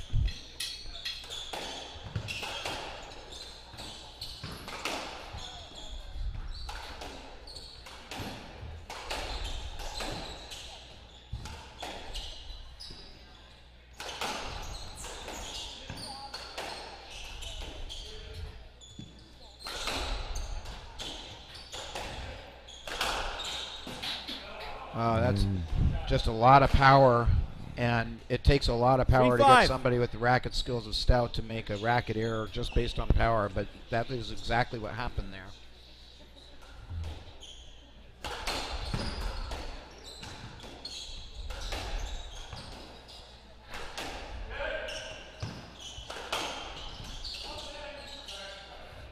The ball. He was winding up. 3-5. Watch, he was like, up. If you weren't there, I would have hit that ball really hard. That's right. It's a good thing that he stopped them for Yes. everybody's sake. That is true.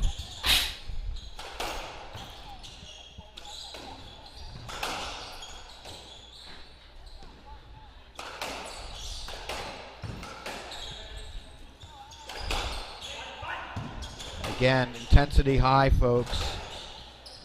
Good play by Early Stout to on. make Ball, up that ground. 3-5. They were both cutting back initially. Nice level. And another let.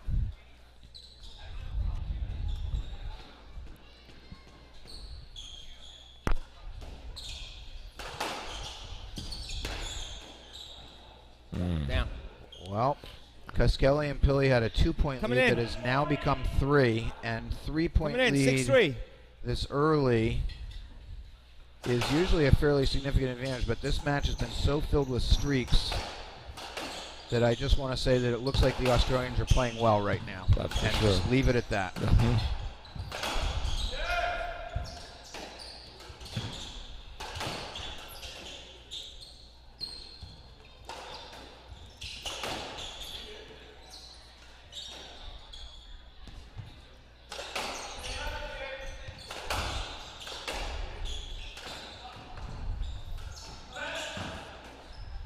Ready for that roll corner. Yeah, I have to give Kallus a lot of credit. He's seen that. He's been on top of that again and again.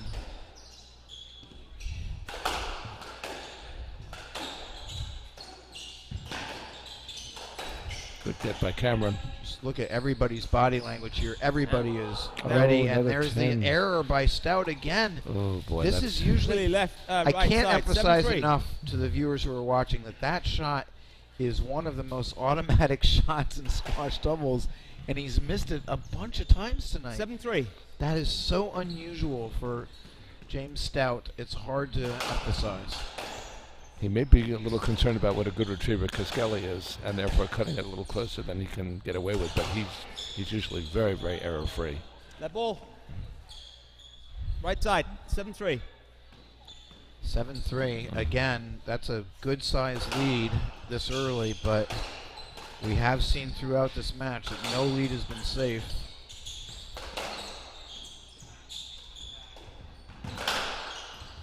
That is a hard hit ball. Great get by Kallus. Ball's gone. Stout tried it again, and this is the parlay bet of Dinnerman. Dinnerman said that the next ball was not going to make it through the match, and in fact, it's gone already. I mean, this is only about a game after you said that. Right, no, a game in 10 points, yeah. Game and a half, if Game not and a even that. So here we are. They're going to warm up yet another ball. Now, does a break like this, does this give Stout and Arnold a chance to regroup? I think it's very. I think this is this gives them an opportunity. Fortuitous timing Absolutely. for them. It'll be very often. First of all, the break and play causes teams to cool off or heat up. But secondly, the action of the ball itself, even though it's been warmed up, can be different in the first couple of points afterwards. Absolutely. There's a chance for them to shoot their way back into this game. A doubles ball has a very different consistency. Right. It's So not like let me just bring you all up to speed very quickly. We have the number one seed, Scott Arnold and James Stout playing Ryan Kallus and Cameron Pilley. The first game, Arnold and Stout forged their way to a huge lead, a very big lead. They were up 11-6, I think, a 5-point lead. Today. And the first time that Ryan and Kallus and Cameron Pilley went ahead in that game was at 14-13, That's right. and they won the game 15-13. In the second game, Pilley and Kallus had an even bigger lead. They were up 12-5, and they were caught at 14 all. And the game ended in a way that Rob and I actually thought that Arnold and Stout had won that game, but there's a little bit of controversy. Yeah. And it turned out that Pilley and Kallus had actually won that point and taken a 2-game lead. The third game started off a little bit lower in energy by both teams, and really Arnold and Stout outplayed the Australians at the end of that third game for the first time and took that game. And now we are at the fourth game where the Australian pair has a nice lead of 4 points, but the ball has just broken for the second time in this match. And that may change the consistency of this ever-changing match. Right side, 7-3. More time. Yeah. And if it doesn't, this match will be over in 4 games because to this point, Kallus and Pilley have outplayed them this game.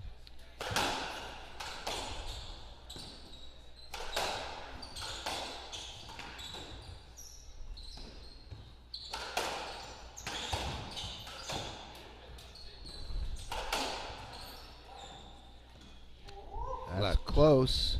7-3. They give him a let. Yep. Okay. Down the middle again, though, and they reacted almost a little too late. Yep. If he had reacted earlier, he might have even gotten a 7-3. stroke off Right, of that. right. But In the end, he barely was got close a let. to getting a no let. Right, exactly.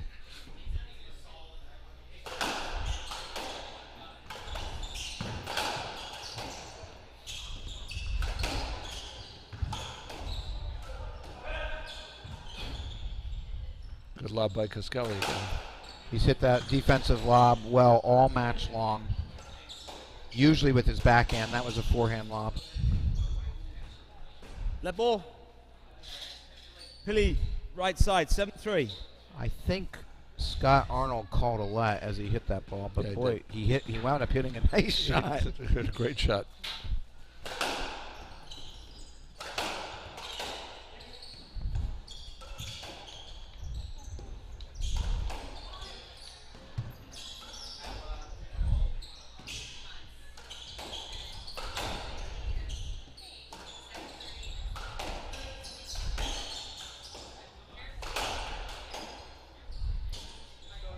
Boy, he didn't That move ball. off. Didn't quite clear the 7-3.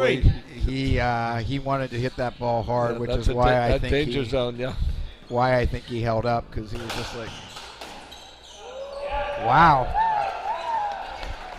Look at that, off a hard serve to actually crank that 7-4. ball into the winner. That's a beautiful shot by Mr. Stout.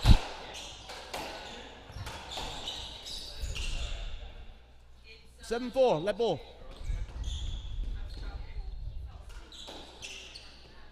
So we had a few lets here. It was 7-3. We've actually played the point about 4 times now, but we're still at only 7-4. So the 4-point lead is now a 3-point lead. And now a 2-point lead. Right. As we've Coming said in, throughout 5-7. this match, no lead has been safe. Right. We did think the Australians were playing slightly better in this game than they had been, certainly in the 4th game. But we've seen the momentum change again and again and again. Let ball. 5-7. Sorry. Ball. Alex, serve. Serve. Good or bad? Okay, let ball. 5-7. You won't even fucking watch it. What is that? Excuse the language there, folks. That's the referee. Open mic. Open mic. Forgetting that it's open mic. We apologize for that.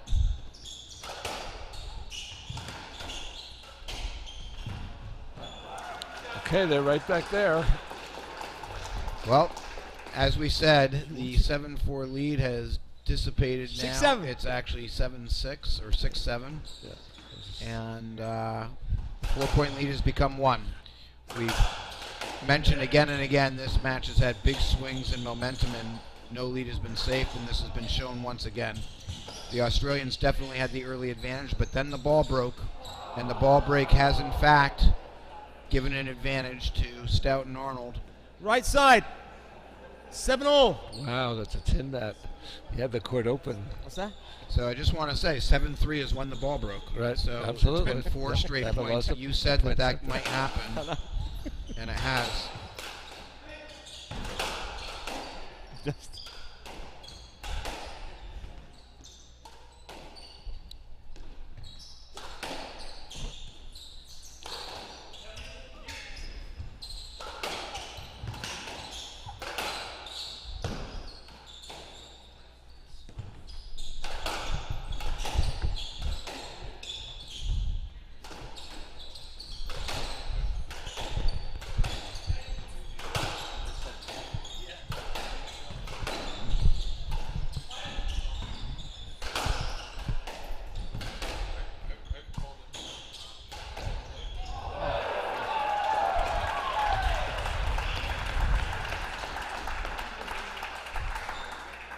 Eight, 7.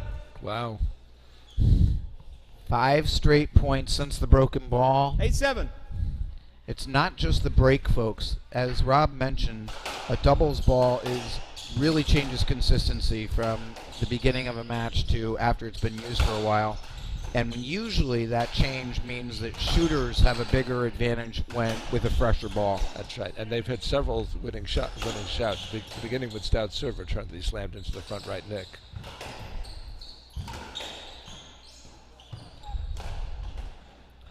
What that means, of course, is that the Australians, who probably like a used ball a little bit more than a brand new ball, will be getting stronger as this match goes on, so the momentum may seem to change again.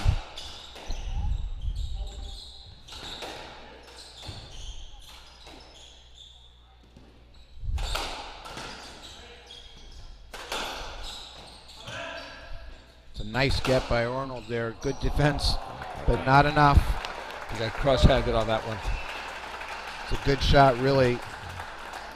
He did that to Kallus early in the match, and now Kallus has repaid the favor. So 8-all. The long 5-point streak has been stopped, and now we're dead even in the 4th game with the team in black, the Australians, up 2-1.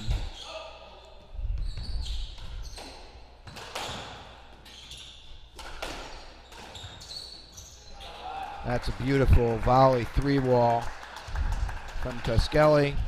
Gets the neck. Coming in. 9-8. Arnold may have been a little bit late to it, but the ball basically rolled, so it wouldn't really have mattered. And now the Australians are back in front again, 9-8. Again, up 2-1. So the team in white, they're facing desperate times, and their intensity is certainly going to start to go up here.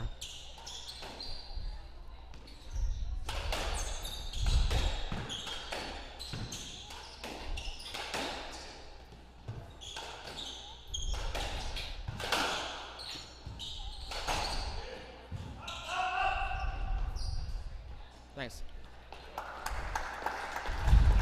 Ball did not make it, so it was really effectively a winner by Stout. Right And side. one of the things that you said, Rob, throughout is that a lot of this match depends on Stout continuing to hit shots. Absolutely, and he's not going to shy away from them, I don't think. Arnold has moved very, very well this match. They all have, but that was considered maybe a shot that they could exploit, but he's moved beautifully. That ball. 9-0. Yeah, That's good call. another ball down the middle. Good call. Just called let. It's 9-all.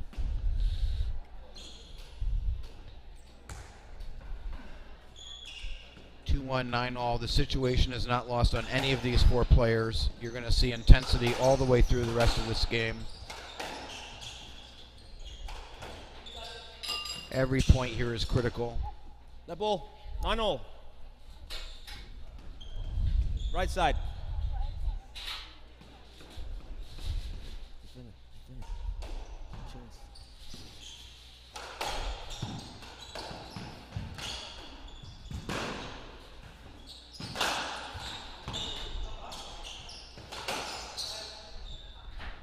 Let ball. I thought Arnold had a drop shot open there. They both were really hanging back, expecting him to go hard, and he did go hard, but I think he had the front right open. Yeah, this is the third let in a row on this point, and I think when you see a lot of lets on a single point, it's just a symptom a little bit that everyone recognizes the stakes are high. Nobody wants to do anything that's going to put themselves into a questionable position. Going for the three-wall, reverse three-wall. Great shot. And he made it, although Pili was much closer than you might have thought, but 10-9. that gives them a critical 1-point lead here in this fourth game. Remember, it's do or die for the team in white. They've got to get this game to stay alive in the match. The team in black is a little bit better position because they have the 2-1 lead. But that's why these points are absolutely critical right now, and the intensity is ratcheting up, which means the ball's getting hit harder. And there it is, a very hard hit by Pili. Good angle, too. Really great angle. I think it took Arnold a little bit by surprise, too. He wasn't expecting it quite to go to that place. And it's 10-all. Look at that. Great get by Arnold. But a very great combination by Pili. He got Arnold going back, then he hit a reverse. Coming in. And all credit to Stout for almost 11-10. making it across the court to get it, but he almost did get it, but it was too sharp. And that gives the Australians now the critical 1-point lead. It's actually 11-10. I know it says 10-all, but it's 11-10.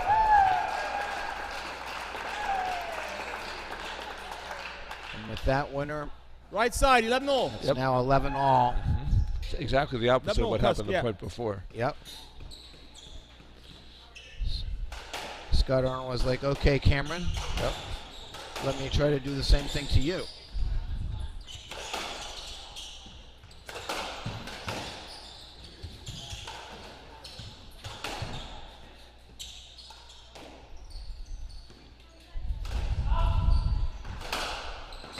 Oh, wow. That shot, he hit almost a replay of a shot he hit about 3 points ago. That's a great shot, and that can be a stroke if you don't get the right angle on it. A stroke against you.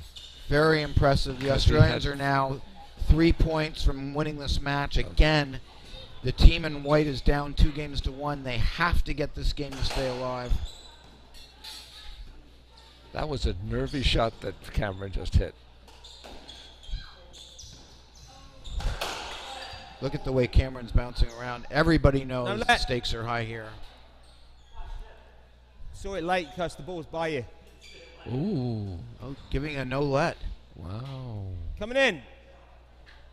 12 all. Oh, that's a big call. I'm not sure I agree with that, but nevertheless, it is 12 all. That could be A good break for the team in white. Yeah, that could be a game changer. They needed that point.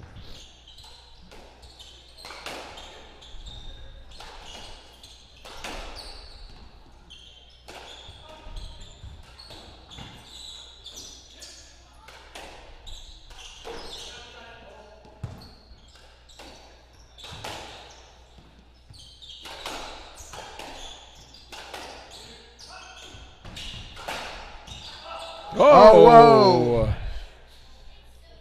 That's a hard impact. I think. It's all right. Wow. Oh, boy. Yep. Is there blood? There might be a little blood there. He'll be okay, though. Oh, boy. Reverse 3-wall, I think. It's almost like his nose went right into his back. He just. Right. I'm giving a stroke. A stroke. A stroke. Wow. Oh, boy, that's a tough call. Stroke, yeah.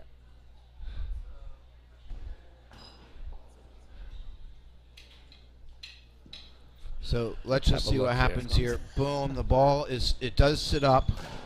So it's right back Liam. at him. Liam, And He overhit it. Come on, Stout What's doesn't the matter? move. what do you think? I'm No, not sure he came at No, that. an angle that he could have hit a good shot on it. I don't think I'd have given a stroke on Dominic, that. And can that you is a educate him? huge call. Can you give a let for that?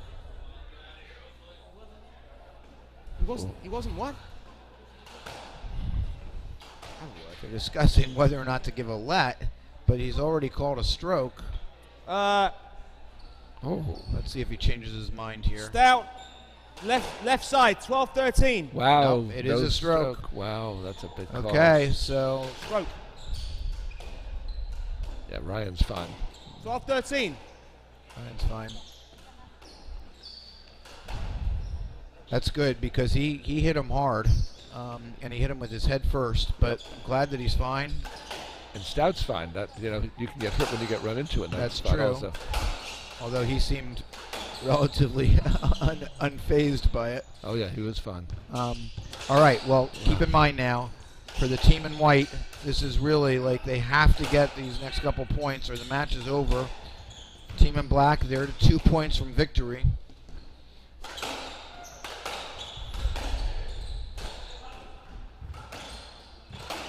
Watch it. That's a stroke. That's a stroke. That's got to be a That's got to stroke. be a stroke, yes. I'm right with you, Rob. That's got to be a stroke. 13 all. Yes, Yep. and it is. Right. Arnold was completely ready for that. So the next series of points, Rob, that's going to determine this match go. or determine no idea. what's happening. It's 13 all in the fourth game. Watch it. Meredith. Great Nice get. lob. Great get and great lob out of there. Careful, guys, before they got a little stuck there.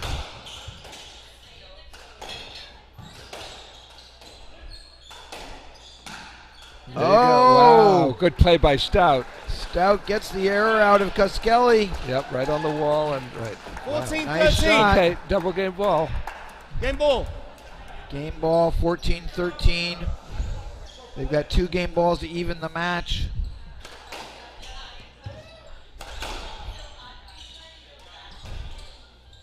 Stout was looking if he wanted to try to shoot off something there.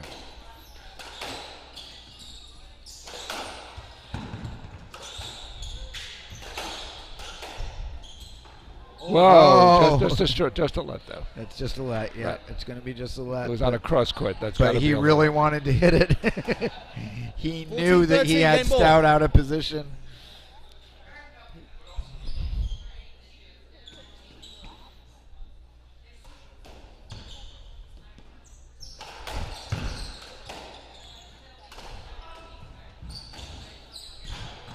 Oh, that's a great shot. Well done. Boy, he really just did that with his fingers well. And I mean, we he are was totally stretched out on that. That's a great shot by Scott Arnold. beautiful get, beautiful shot, and beautiful Come here. game because we are now at 2-all. This match that you said could go either way is going to you go gotta the understand. distance. Wait, which one? 3 of the this 4 one was. games have been nip and Okay, tuck. This one over here. 15-13, Nick, 15-14, then no, 11-15, which was the only It's on unclose to it. game. It's gotta be Or a stroke. That was pretty 11, close also. 11's Yeah. not unclose, but It's a high and then shot. 13-15. So we're at 2-all. The number 1 seeds, Scott Arnold, James Stout. They're the team in white. They have played very well at times and a little bit shaky at times. Ryan Cuskelly and Cameron Pilley, they're the team in black. They have played much more consistently all the way through. But this game has nevertheless been a match of streaks, sometimes big streaks in points. But here we are at 2-all. Rob, what do you envision for the 5th? Are we going to be close, or is somebody going to run away with it? I don't think it's going to be close. I think somebody's going to move out a little bit. You do? I'm sort of 55% that way. It could end up being close, but I think there's a chance one of these teams is going to break away. Do you have a prediction on which team, or you just don't know? I certainly don't know. You just don't know. All I right. don't know. I thought as you were saying that, maybe you had a thought that one team might sort of pull away. Nope, you're not willing to say it if you do. If I had to pick one team, I would think it would be Cuskelly and Pilley. You do? Okay. I don't know if Arnold and Stout can play at the level that they're going to have to play in this 5th game. After coming back from 2-love down, you don't want to be 2-love down, but when you come back and catch a team, that can take a lot out of you also. It can. And one thing's for sure, they better not fall behind big early in the 5th game. Yeah. That's right. Yeah. Yeah. Well, they let's make no mistake about it. They've earned the 2-all. Because Absolutely. you and I thought they had won the second game. Absolutely. I mean, to come back And from losing that second game the way that they did, and with these just under those circumstances, and to manage to grind their way through these 2 games is very impressive. Whatever Very happens impressive. in the 5th game. Absolutely. Right. The 3rd game was maybe the most one-sided game, and that was the game where Stout and Arnold played the best. They did, and they played very well when the new ball was introduced in They the 4th sure game. did. They were down 7-3. 7-3. And they were up to 8-7. And up to 8-7, 5 points in a row after that. We are, what could be better? Semifinals of the David C. Johnson Memorial Squash Tournament at the Heights Casino in Brooklyn. Semifinal night, and seeing a 5-game match between the number 1 seeds and a team that is certainly starting to really forge a great reputation in the game, of Ryan Cuskelly and Cameron Pilley. And this is only our first match of 2 tonight. Right. We've got another one to follow. Right. This almost feels like a final, though, doesn't it? It does. Which doesn't mean that the team that wins this is going to win the final. Right. But it definitely feels like a final. Yeah. That's for sure. They're gonna. And Whichever team wins this is going to have to recover quickly because they play again tomorrow. Yeah, but they did play the first match. Yep. So they're going to have. But we don't know what's going to happen in the second match. We don't. But Second at least match. we know that whoever wins this match will have won it before whoever wins the second match How do you wins it. spell reffing? My head's just gone. But this is really this is great stuff. I'll put refer. Really high caliber play. R-E-F-F. Also, Arnold and Stout are the number 1 seeds, but they're not the number 1 seeds the way Damian Mudge and Maddock Mouth were a few years ago, or Mudge and Gould. They're deservedly the number 1 seeds, but nobody thought of them as being a prohibitive favorite to win this tournament. Absolutely right. Although I think people did think they were definitively the favorites. Maybe not prohibitively, but Right. definitively. So here we are. 2-all. Love all. The team in white are the number 1 seeds. The team in black are the 2 Australians who have won 2 world championships in softball doubles and a Commonwealth Games gold medal in softball doubles. They've not won any major titles in hardball doubles, but they are Or top been team. to any finals, by the way, in a major tournament. Although Ryan Cuskelly has won 1 title with Chris Binney, I believe. But that was a challenger event. That wasn't at this level. Yep, not at this level.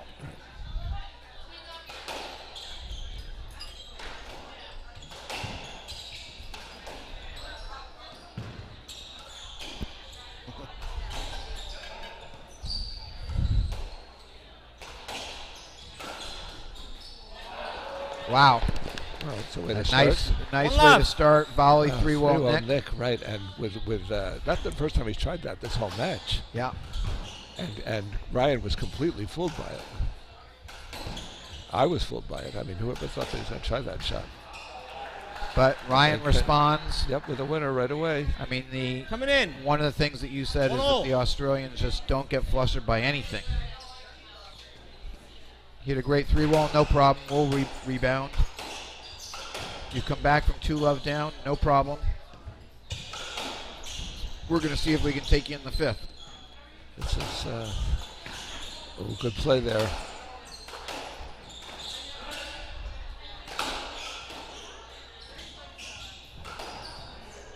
Philly. That's a nice Philly attempt, but a great get by Kallus. Yep, and he's.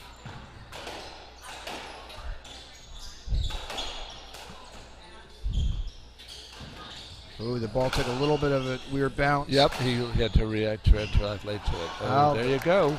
Another winner by Arnold. Yep, and being in the front court position has helped him in these couple of points. Cross. Even as fast as Pili is to the front, it still makes a difference.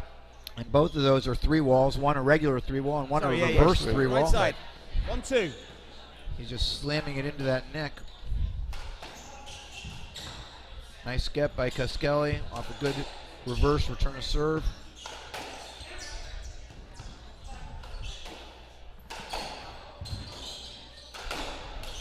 Oh, great behind the back return by Arnold.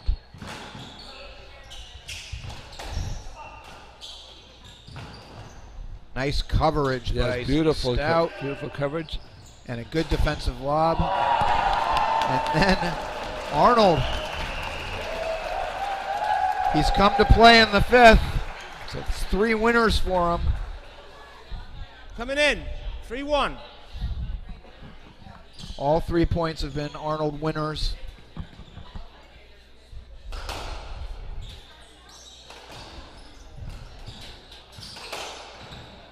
Oh, that's another nice shot. Yep. And both of the Australians' points have been Kallus winners. 3-2. He got Stout on his right hip and just blasted it down the wall.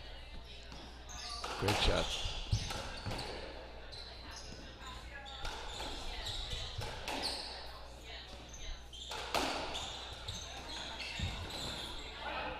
Another beautiful boy. Kallus hit that defensive lob well all day long. And made the get, which is not so easy to do either. On some of these shots. It's a nice get by Pili, by the way, on that one.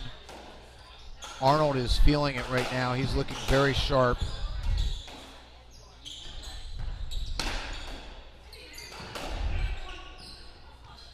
Another ball down the middle. Oh, Arnold finally misses one. Yep.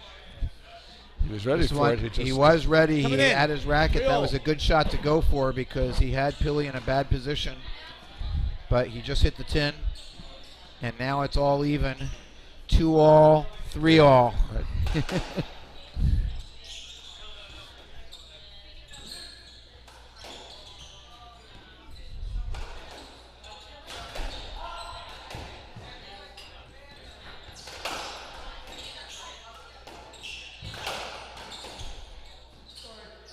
That ball. Good call. Sorry? No, Scotty. No. I'm not sure what Arnold's asking about there, but it looked like a completely legit let to me. Absolutely. So Absolutely. Anyway, it's fine. It's 3-all. We're playing let. Second We're serve. playing let again. 3-all. Oh no, fault I think it was.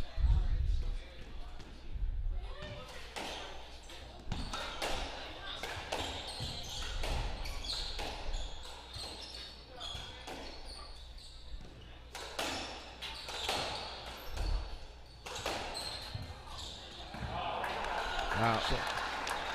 Another nice shot by Arnold. Absolutely a backhand one this time into the Cross, right side. 3-4. I mean, even on that one error that he made, he was ready for it. He was ready, and that ball was hit awfully hard by Cameron also. I mean, Arnold is really playing quite well in the 5th game here. It's good. Alex. Serve. They're going to play good. First serve. 3-4. Yeah.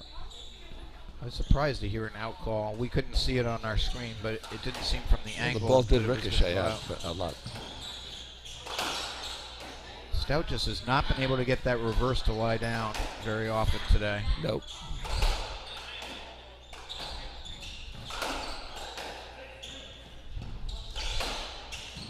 Ooh, off of shoot-ups. Another nice get by Kallus. Great play look by at that Stout. lob.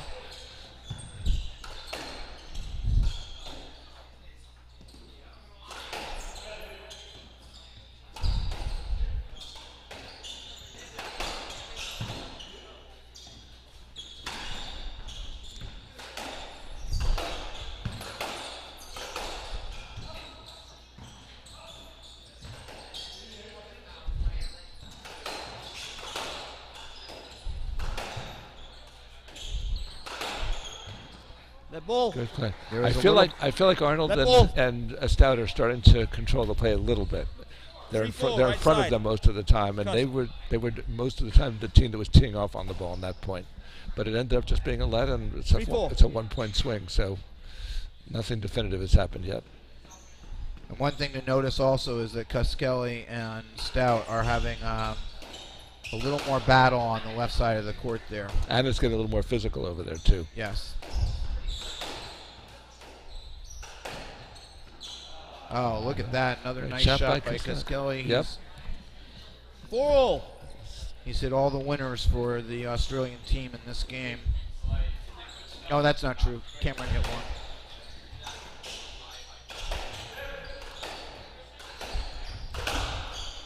Oh, good defensive play there. Out. Out of quit. Well, And for the Right first side. time in the fifth game, the 5-4. Australians have taken a 1-point lead. First to 5, won by the Australians.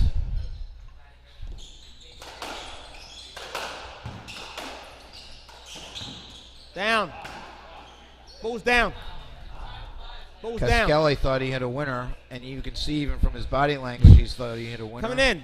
5-all. But it was called down, so it's 5-all. it says 5-4 on the scoreboard, but it's 5-all. Yeah. There you go. It's a nice shot by Stout, a great get by Kallus. Kallus was way back on that. It had to be Kallus on that.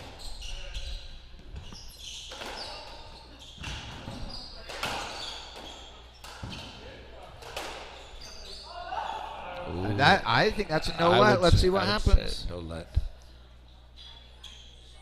I think I he's don't way see- behind him. I don't think that's a let. 5-6. Yep, no let. No let. 5-6.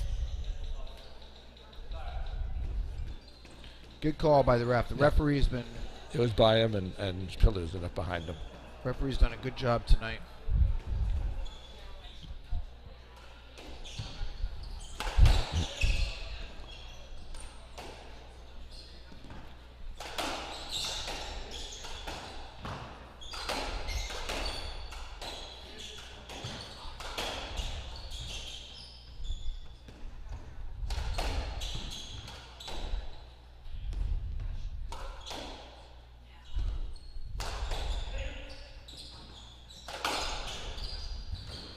Another ball down the middle. And, oh, look. Oh, my God, he got it. Well, that's a great play to That's keep an that point alive. unbelievable play by Kallus. That ball. And they get a let out Stroke? of it. Maybe a stroke. I think just a let.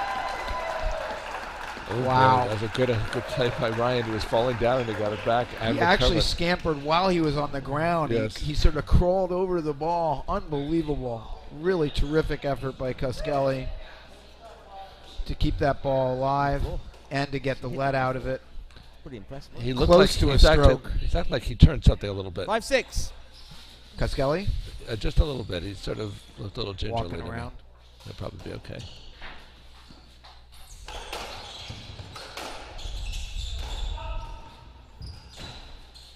Good lob.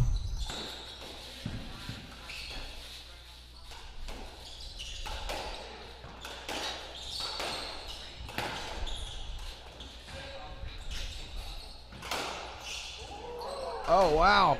Look at that play by Pilly. Right behind the back. Jeepers. It's getting physical on the left wall there. It's getting physical all the way around. Everyone realizes this is the fifth game. Everybody wants every one of these points. Oh, and that's about as hard a tin as you'll hear. Look at him line up that, and he just Stout, missed it. right. That makes 6-all. it 6-all. Rob, I'm afraid to say, at least as of this moment, your Yes. prediction of one team running away with the fifth game has not come true. I said one team would move out. I didn't quite say run away, but yeah, it's been dead even so far. Perhaps from a spectator point of view, you couldn't really ask for much more. Good get there. That's a great get. Let ball. Gets a let out of it. 6-all. Look how far he's stretched. The two big men on the right side have moved exceptionally well. Arnold, I think, has surprised both of us with how well he's gotten up to a bunch of balls. Billy.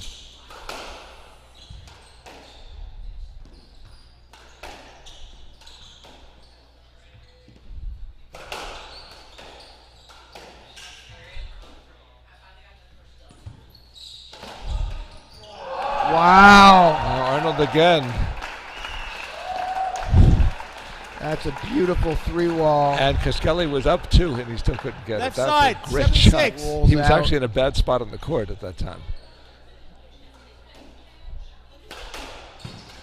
He really has hit very few three-walls until this fifth game, and now he's got at least three-wall winners. One of them a reverse three ball too. Yep. Trouble. Let. Let Yep. ball. Left side, 7-6.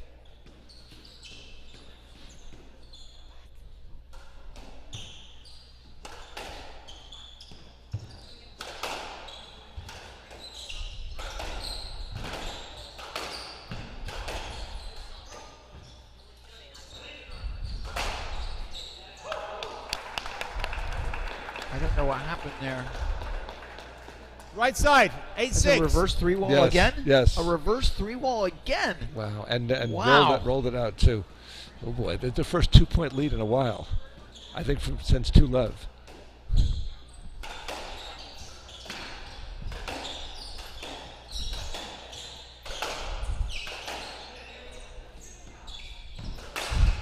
Oh, first 10 in a while. Yep. From Scott Arnold. He's Coming played in. so well in this That's fifth a game. 7-8. tough time to send that though. But gosh, has he played well. Yeah, so he that's has. his first error there. Okay. Still up 8-7. This match, I feel, is going to go down to the last few points here. Wow. Scott Arnold again. Look at this winner. Cross court into the neck. Beautiful shot. 7-9. I mean, this is the most winners from one player in, I think, all of the games. It's Absolutely. a great game for... And the game's not even, it's barely half over, and he's had more winners than anybody did in the full game. Now, And an error. just what he did when he hit Coming the in. winner in the second game. It was the first 3-point 10-7. game. Yes. All right, 3 points, but we've seen leads dissipate. The Australians will not be panicked.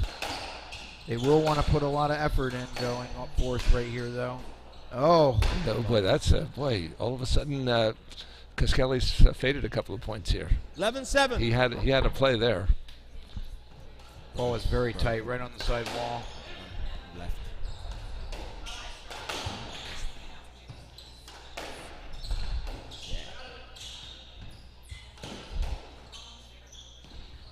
Ooh, took a bad bounce. He recovered. Wow. Another winner. Another winner from Scott Arnold, who is Tremendous racket work he's done. And these are Just from played. bad 12-7. positions. These are from difficult positions. Crouching off his shoes on that one. he's just playing a fantastic fifth game. He's raised his game to a completely different level. That A may nice have been- winner by that may Ryan have been between Kallus them. here, right down the middle Stout, of the left. court Yep. 12-8. to both backhands. Yeah, but still, that's 12-8 now.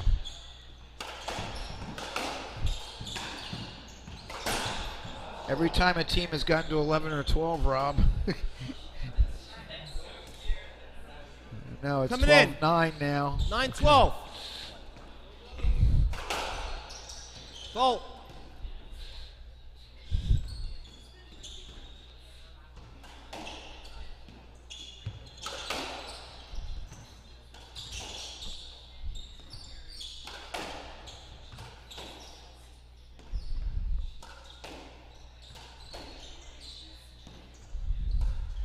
kind of a probing point. Nobody's swinging out right now. They're just trying to get good position. So now it goes Yep. into a high pace mode.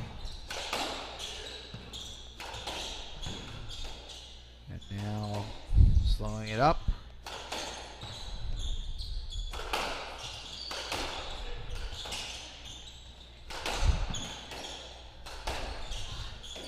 Two guys on the left have not been able to get their reverse corners to lie down. Yep. And they haven't been able to pass each other either. Both of the guys on the right. Oh, wow. Boy, they needed that. That was the shot Stout needed to get him out. That is a beautiful shot by Stout. Wow. Ryan, By the right way, side. the tins have 9-13. disappeared from him this game. That's true. No errors by Stout. And he had, after 4 games in which he did have some. But Arnold has really been the shot he's maker. the difference. Yep, He's been the difference maker in this 5th game. How important would this point be? This is to get to match ball, and he- they are there. Yep. Coming in. Wow. 14-9, match ball. Kallus had a bad 5th game. This is 6 match balls in a row. It's going to be very hard for the Australians to come back from this. Okay. Let ball. You might have 14-9. thought when the Australians were up 2-love that they had this match, but I think we've said all along this match was likely to go at least to 4, perhaps to 5, and we are at 5 games first with a serve, 2-love 14-9. deficit. But I didn't think that Arnold Scott could come back from losing the 2nd game the way they did to go down 2-love. This is an incredible tribute to their grit and perseverance.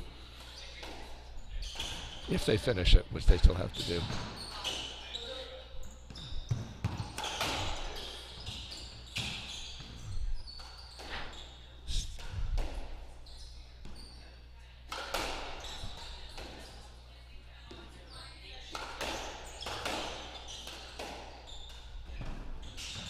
Watch out. Good play. Nice Nice get get. by Ryan Kallus. Look at that lob. Beautiful lob. Nice get, though. And there it is. Wow. Game and match. That's a great comeback win for them. That's a tremendous effort. Wow. We were at 8-all, I think, in the 5th, weren't we? 7-all? I mean, it is 7-all, and they moved right out. That is a tremendous comeback to win that match in 5 games after the way they lost the 2nd game, and after the way they had the big lead get away from them in the 1st game. That's well, that match was all we're asking for. We thought it was going to be a great match, and it was a great match. Great match, but I will say this, Kallus and Pili faded a little bit at the end of the 5th game. Maybe, but I think it's also a tale of Scott Arnold rising to the occasion. Arnold was the difference. Arnold was the difference in the 5th game. He was the best player on the court in the 5th game. By far. And that wasn't true in the other 4 games. Yep. It was fairly equal. Yep. But he took over the match. He absolutely We did. have to give him credit for that. Absolutely did. They had the 110. He must have had 7 winners. 6 or 7 winners. Yeah, I agree. Of different sorts, by the way. 3-wall, reverse 3-wall, Right. down the wall. One reverse that stayed down. An overhead into the neck. Absolutely right. I mean, he really did it all. And he played tremendously good defense too. Yes. I think really all 4 players played great defense. Stout was not quite as sharp as we've seen him, which is only perhaps should put some fear into whoever they play tomorrow, because it's unlikely that he will not be sharp 2 days in a row. But he cut the tins out in the last game. He did cut the tins out, but he was not. He just did not get his normal beautiful reverse corner to lie down today. That's the way he normally does. Part of that may have been just how well Kallus was retrieving it. That's right. But really an interesting match. Yeah, and a great win. The only real question is, will this take something out of them tomorrow? Scott Arnold's in his late 30s. I don't think it will. I think they're going to be fine. But that's a very, very tough match to have played. Yeah. And if this second match happens in an easier fashion, the winning team's going to be at a big advantage.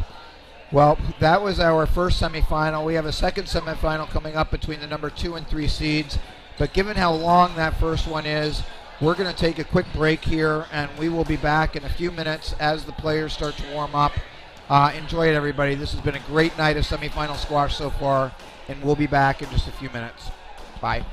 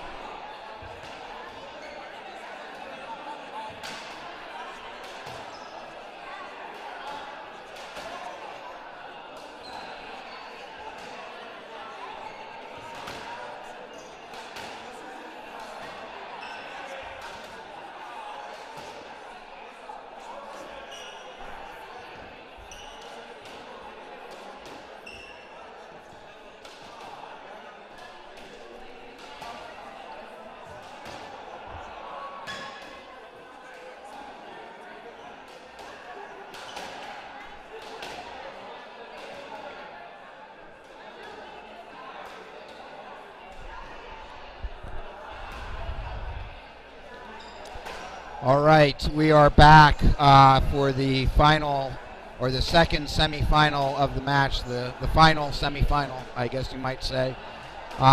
We just saw an unbelievable 5-game match between the number 1 seeds and the upstart Australians that went the full distance of 5 games. And everybody is revamping. The crowd is taking a break. They've gotten some food, some drink. The players have gone through a warm-up, and now they are hitting on the court, and we are about ready to begin the second semifinal. Now this match features the number 2 seeds versus the number 3 seeds. So let's go first to the number 3 seeds. Number 3 seeds feature the local hero, James Bamber, who is from England. He's number 6 in the SDA ranking. He's 26 years old. He used to be the head pro at Round Hill Club in Greenwich, Connecticut, but he is right now the head pro, or not the head pro, he's the adult and doubles pro here at the Heights Casino. So he's got a lot of fans in the crowd. People are definitely going to be rooting for him. And he's partnered with Michael Ferreira, who's number 7 in the SDA pros. Just a fantastic player from England. He's 40 years old now. He's a pro at racket and tennis. He's won many, many titles, but not this title. He has made it to the finals here in 2017 with Ivan Baran, and he's been a 4-time intercollegiate champion at Trinity when he was much younger. He won the PDC Cup in 2016 and the Maryland Cup. He's a great player. Now, as a pair, Bamber and Ferreira are in many ways the hot team of the tour right now. It's a little bit tricky saying that because it's been a lot of time between tournaments, but they won Sleepy Hollow, which was the last tournament played before this one, over Greg MacArthur and Zach Alexander, 15-12 in the 5th. So it was a very close final match, and they made it to the semifinals before losing to James Stout and Ivan Badan. So they were also the 2020 Oxbridge Open champions, and in this tournament they beat Alex Schwartz and James Kaserkis 15-9, 15-2, 15-5. And then they beat Lyle Fuller and Scott Young in a match that was much closer than the 3-love score indicates, 15-11, 15-12, 15-12.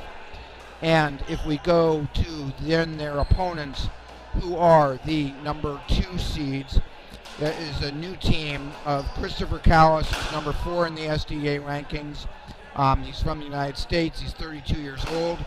He has played with Ferreira in the past. He's a Princeton grad, All-American. He lost in the semis with Sleepy Hollow with Manek Mathur, who has been out because of a positive COVID test. They were originally seeded number 2, but he found Josh Hollings, who's his partner, who's number 20 in the SDA Pros, a very good player from Canada, 25 years old. He's most recently played with Matt Henderson, and they beat Kyle Martino and Sam Khalifa in a very entertaining match in the first round, 15-12, 15-14, 15-10. And then they took out Clinton Liu and Ahmed Anvari in a very, very close 4-game match. They lost the first game 15-8, then they won the next 3, 15-5, 15-12, and then 15-14, 1 point away from going to a 5th game. So they've had a lot of squash under their belt. They're starting to look like a team, despite the fact they've been recently formed, and they are slightly favored. But let me introduce once again my co-commentator, Rob Dinnerman. Rob, you've not only played in this tournament, you've played against many of these players, and so this match, number 2 seed versus the number 3 seed, seems to have a lot going for it. What do you expect to see tonight? Well, Bamber and Ferreira, even though they're seeded 3rd, I think deserve to be favorites in this match. And the reason is that we just don't know how well Josh Hollings, who's in his first semifinal of his career in terms of any kind of big tournament with the SDA, and who again was not originally in this draw. The originally Manek Mathur was going to be playing with Chris. We're not sure how he's going to handle this situation. Also, Bamber and Ferreira are a very aggressive team. They're sort of a dynamic, aggressive team. They look to push the pace. They attack. They know they're going to pick up a few tins along the way, but they're willing to live with that. They're sort of the equivalent of the way Michael Desolnier used to play on the WPSA Pro Hardball Tour. And they're going to be putting a lot of heat on Hollings in particular. And the biggest question about this match is how will he be able to handle being in this environment? Well, that's a good reference for many of us, but I fear that many may not remember Mike Desolnier. Mike was known as perhaps one of the most offensively oriented players ever in hardball singles. He liked to play way up in the court, and he liked to hit a lot of different angles and shots, and he made it to #1 in the world in hardball singles. And by the way, he and his brother Brad Desolnier were the #1 team for a while on the WPSA Tour in doubles as well. Yeah. So, and I think he may have won. I think Mike Desolnier may have won this tournament. I'd have to go look at that. I'm not sure that's true. But in any case, we are here, and the players are about to begin now. All the players are wearing dark colors here, so it'll be a little bit harder to tell, but they have their names on the back. So Jim Bamber's wearing gray, and he'll be playing on the right-hand side of the court. His partner, Michael Ferreira, it has 2 white wristbands on and a black headband on, and he'll be playing on the left wall. And their opponents, Chris Kallus is the person who's serving right now. He's got a white headband on, and Josh Hollings has the long sleeve black shirt and a black headband on. So a little bit harder to tell the teams apart this time around, but we are underway in the second semifinal of this year's David C. Johnson Jr. Memorial Squash Doubles Tournament.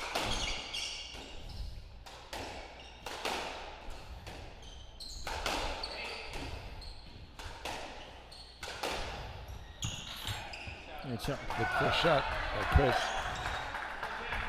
Now, Rob, these players may have been expecting to go on the court a little while ago, but because that semifinal was so long, do you think there's anything that we might expect to see, a fast start or a slow start because they've been ready to go? Well, it's definitely the case that that starting far after when you're planning to, that can definitely be a factor.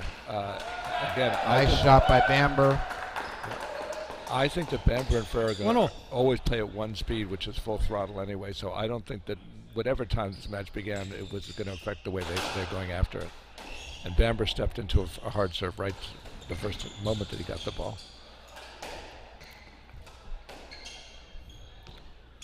One thing that if you haven't watched these teams play a lot is you'll see that Michael Ferreira, who just hit the ball, he uses 2 hands on his backhand almost always.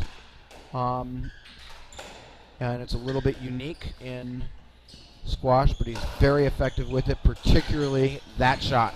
The overhead reverse corner is something that he hits as well as anybody with that 2 hands. He gets his racket around enough to just spike through at the right angle to hit that reverse. He'll also sometimes do a cross drop on it, but most of the reverse.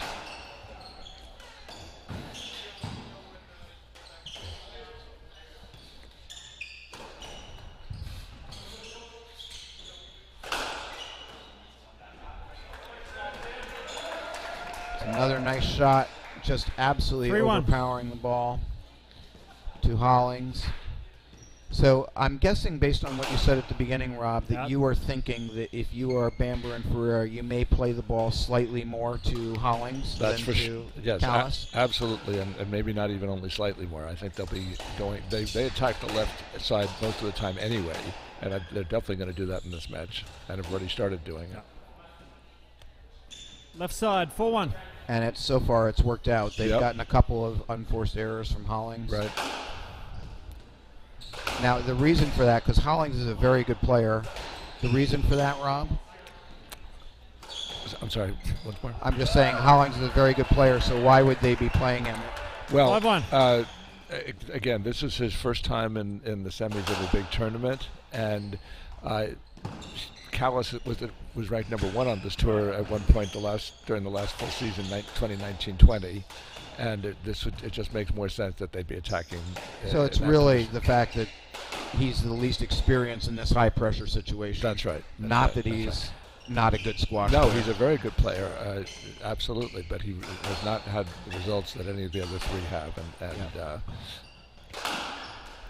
and especially with Manic not there, it makes sense for them to be going at the person who's substituting for him. Now it's interesting because Bamber looks like he wants to see if he can left. overpower Kallus over 5-2. there. Right. That's what they've been looking to do so far, and they have a little lead already.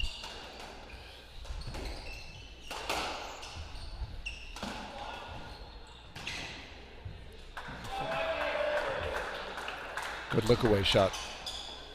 Right side, Beautiful. 6-2. And Holland did not see that one.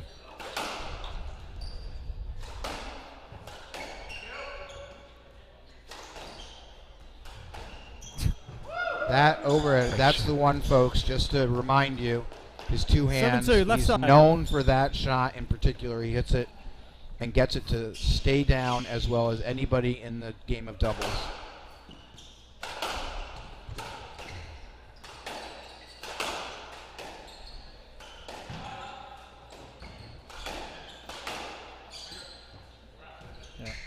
Good let call. That ball. Left side. Left. 7-2.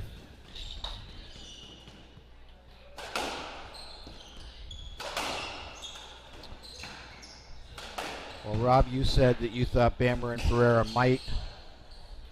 That ball. I don't think you said run away with this match, but you No. said that they would 7-2. be. They were your favorites, That's right. and so far it looks like they've come out ready to play. Right, and they're hitting a lot of winners on the front left. I will say that 8-2. Kallus and Hollings don't look as though they're quite fluid yet. Absolutely not. And 9-2. right, this game's gotten to be one-sided pretty quickly, and I don't think there's going to be rallies from way behind this game like there was throughout the first match we saw. Well, one of the things about the first match that we just saw was that you had the sense that the teams were fairly evenly matched most of the way through. Here, it 10-2. does not seem that way right now. It That's seems right. as though Bamber and Ferreira are definitively more ready for the start of this match. Coming in. Right. 3-10. That's a great shot by Hollings, though. That'll Help help him. his confidence a Yes, little bit. he sort of needed that shot. But he missed And the another next good one. shot. Watch 3-11. this as a reverse volley. Nice. That'll also be important for the match to get interesting, is for Hollings to Double. feel a little bit more confident. 3-11. Scores 3-11, not what it shows on the. And there's another one. Yep. Coming in 12-3. He's hit a couple of tens in a row here.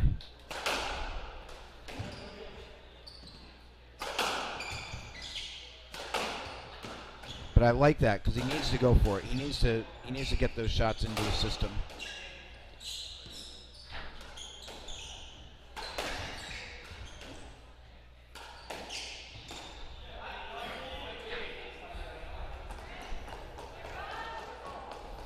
Left side, 13-3.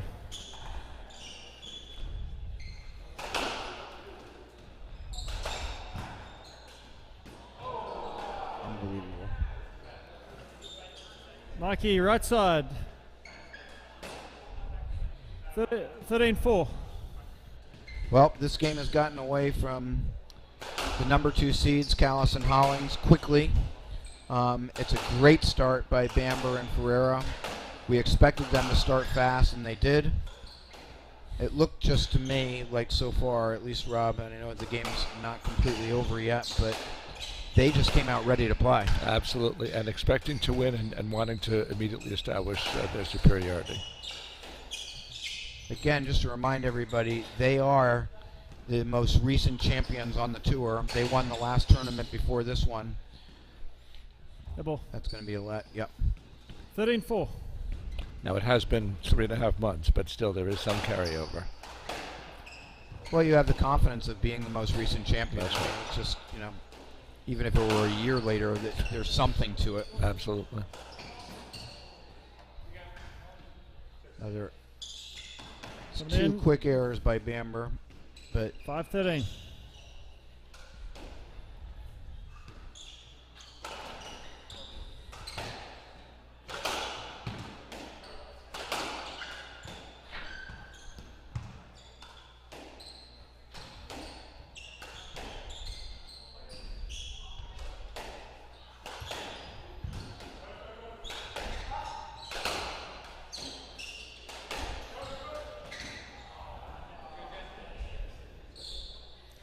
Right side, 6-13.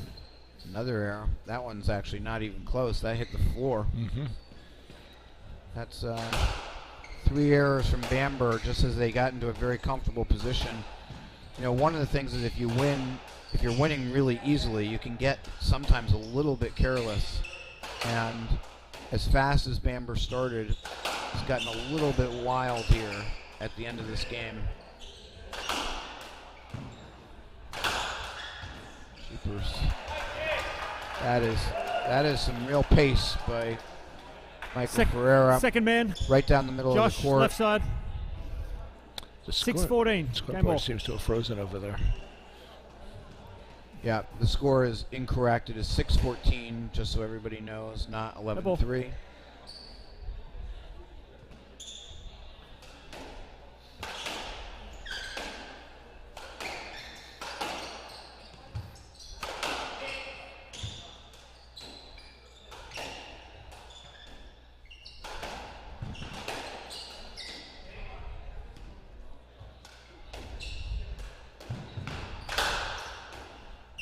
Nice.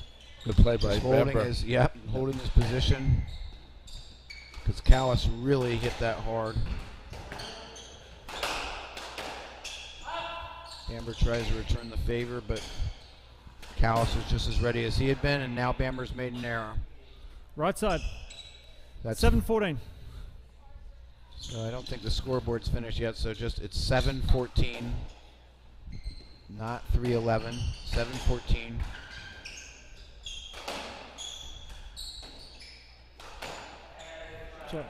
Nice shot. That'll make it 8-14. Now it was 13-2, everybody. So there's been a nice little run by Kallus and Hollings here at the end. We'll see if they can carry it over into the next game. Yeah, Rob and I believe neither of us feel like we're going to see a comeback all the way like we did in the first match, but it is definitely a nice sign of awakening for Kallus and Hollings.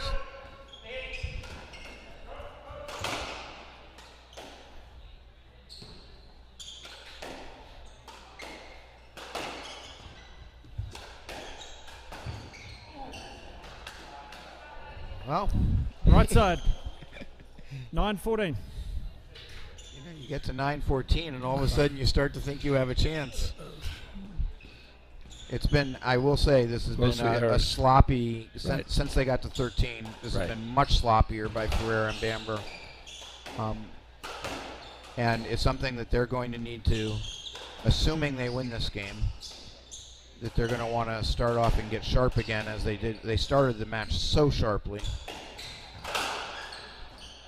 There we go. That's game. Okay, so they wrapped it up, which is good for them. They deserve that game. They played much better, particularly at the start. A little bit sloppy at the end, in my opinion. What do you think? I think they're in very good shape. This game, by the way, did not have the intensity of the earlier match. Of the first match. It didn't have quite the quality or the intensity. That could change and that could pick up. I think Ferreira and Bamber have a lot of firepower, and especially Hollings is having trouble dealing with it. Well, Hollings got, in that little stretch at the end, he definitely started to, it felt like he started to get more comfortable, which is great, because that means we may have a sharper match. But it just felt to me like the difference was that Ferreira and Bamber came ready to play. They were absolutely ready to play really Josh well from the first point. Looked like they were still in the locker room a little bit. They absolutely caught them not ready to start at that level. And I will say, to Josh and Chris's credit, the second half of that game, they worked their way into it. Sometimes it's hard to work your way into it when one team is so ready and you're not. It sometimes takes until the second game, but they have worked their way into this match. They were dominated in that first game, but they've worked their way in. If they can start well in the second game. Well, that's what I was going to say. They really have to start well in the second game to consolidate whatever changed on the scoreboard late in the first game. And similarly, Ferreira and Bamber really let up in the second half of that game. So the challenge for them is going to be, can they actually get going the way they did in the first game? Right, because exactly. Boy, they played beautifully at the start of the first game. They were on top of everything and hitting early and hitting hard and hitting sharp.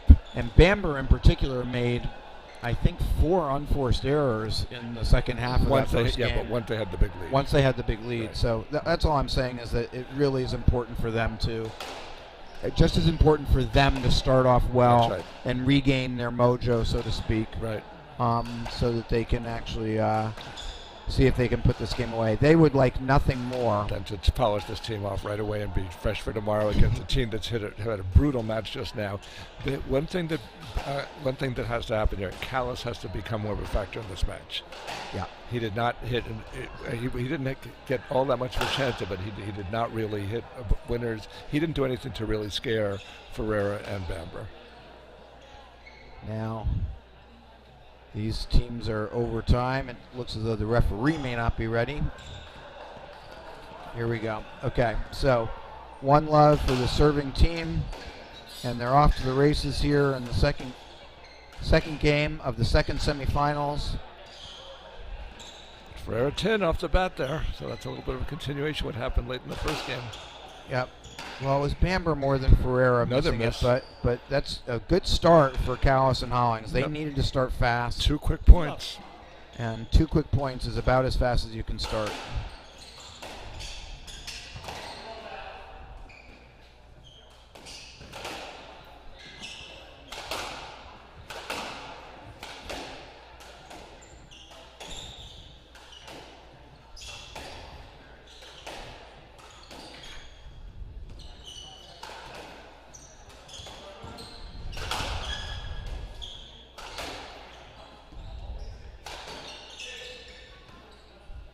So,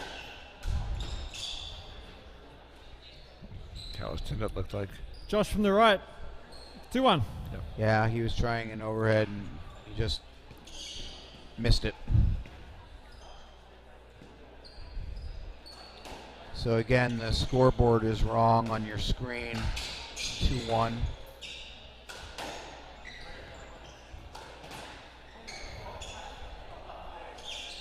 Three one.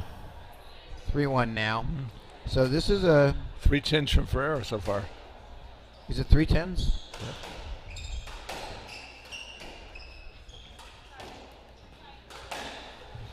That's a good shot. Good winner down the wall. There's a good winner though. Coming in 2-3.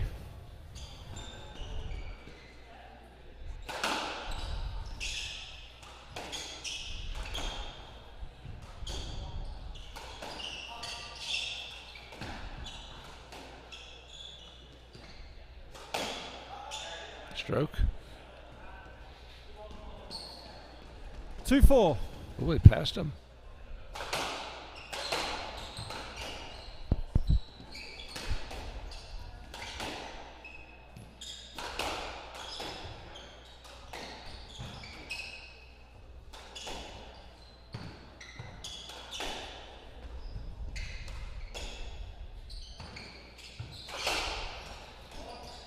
Nice shot.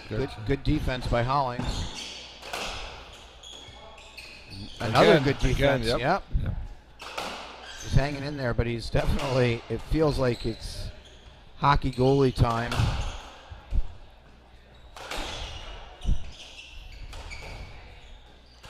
And you got to believe that Ferreira and Bamber are sensing that. Except I believe that's another Offside. error. 5-2. Wow, he missed It it. is, yep. 5-2. He had So that front left open. a fairly ideal start for Kallus and Hollings here in the second game. They needed to start quickly just to get really a feel for this match. The intensity of this match is definitively different than the intensity of the last match. But that doesn't mean that all these players don't want to win and get to the finals, and that's a brilliant Good shot play by by Michael. Ferreira. Yep. Look at this, how Right hard side. he hit that. Yeah, tight and shallow and low and 5-3. right on the wall. And with plenty of pace behind it. All three things you want: length, width, and depth, and power. Length, width, and power. Beautiful. All right. Are Ferreira and Bamber about to sort of wake up? It looks like they are picking up the intensity right now.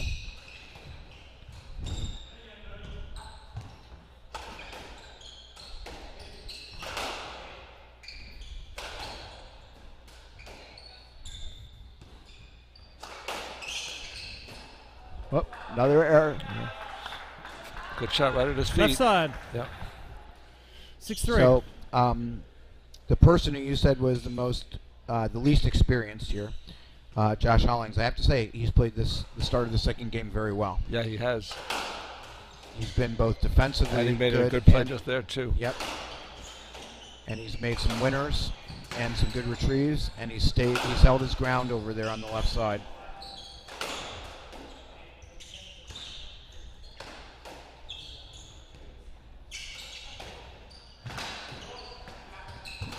Another good play.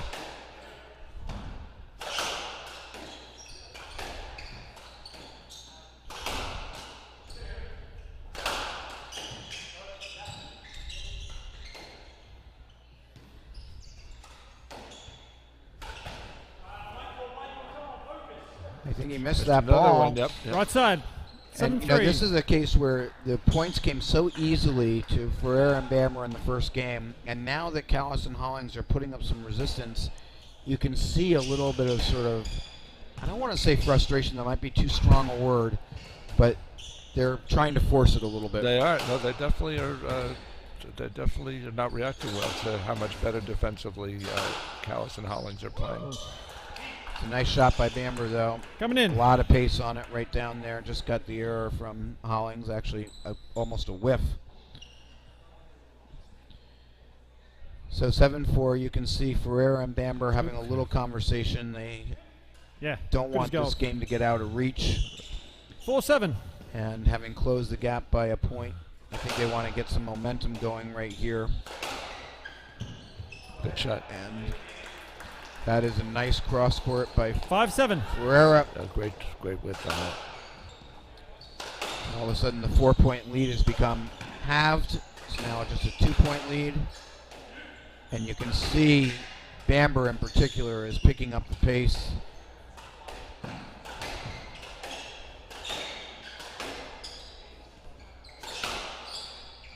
Nice shooting by Ferreira. He looks a little more relaxed now. Look at the Two good plays defense by Hollings. Yep, twice in a row, and then Michael hit a 10. Michael had a 10-ing patch late in that match last night with Fuller and Mikey. Young. Mikey And right this side. feels a little bit like that. He does get Mikey impatient. right side. 5-8. Right side.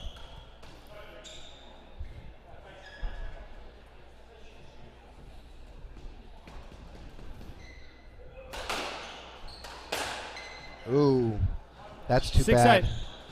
Not a time you want to make an error there. Especially after you're playing so well to that point. Yep. So again, the scoreboard is incorrect, folks. It is a 2-point difference, but it's 6-8, not 7-5.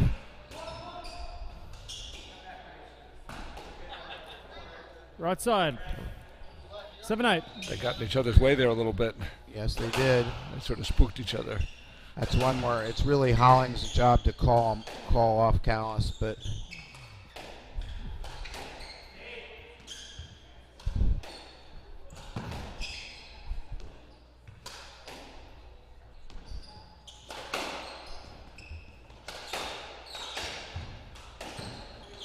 Stroke, maybe. That ball.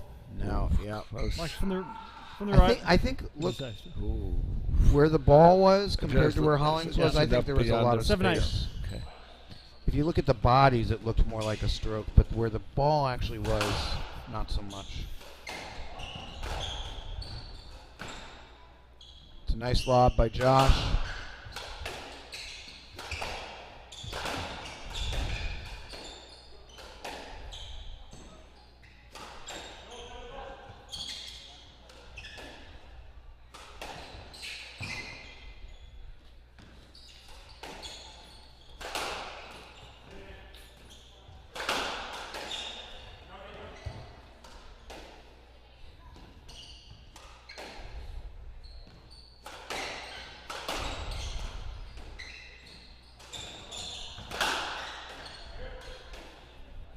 All credit to Josh. He's really stepped up his game. Yes, definitely.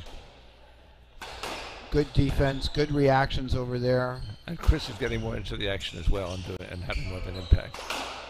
Yeah, although they're playing 90% of the balls for Josh, and so his resilience over there has made a big difference in this. One thing that's an underestimated attribute of Kallus is that when he's not seeing the ball, he stays attuned. He's not letting his concentration lapse. He's ready to do something, and he doesn't try to force a ball that he shouldn't. So we haven't said, for example, another error by Kallus, Right. because he's 9-7. staying mentally attuned, even though his partner's seeing the great majority of balls. And that's not easy to do. No, you it's could not definitely easy. lose. Yep, absolutely. And he actually watches everything really close. He has a great first step because he's great at seeing what's about to be hit.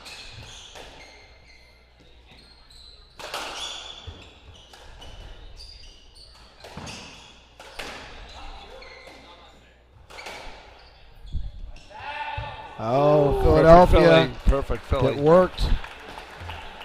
Nicely done by Michael Ferreira. We saw Pili a few days ago hit a whole bunch of them very successfully, but he tried a bunch today that didn't mostly come off. No. 9-8. And that one was perfect. Pitch perfect Philadelphia by Ferreira. Absolutely gorgeous shot. Mudge used to hit that shot in that spot, and he did it very effectively when he was playing here.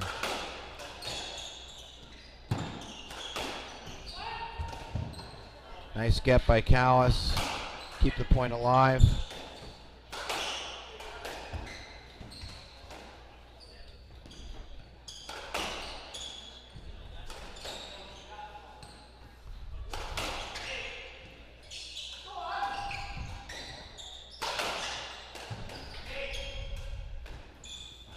Beautiful shot by Kallus. Nice get by Jim Bamber. That's a great play. Did become an important point at this stage. Gosh, I'm really impressed Stayed with in how play. well Stayed in play. Hollins is just hanging in there. He is fending it off.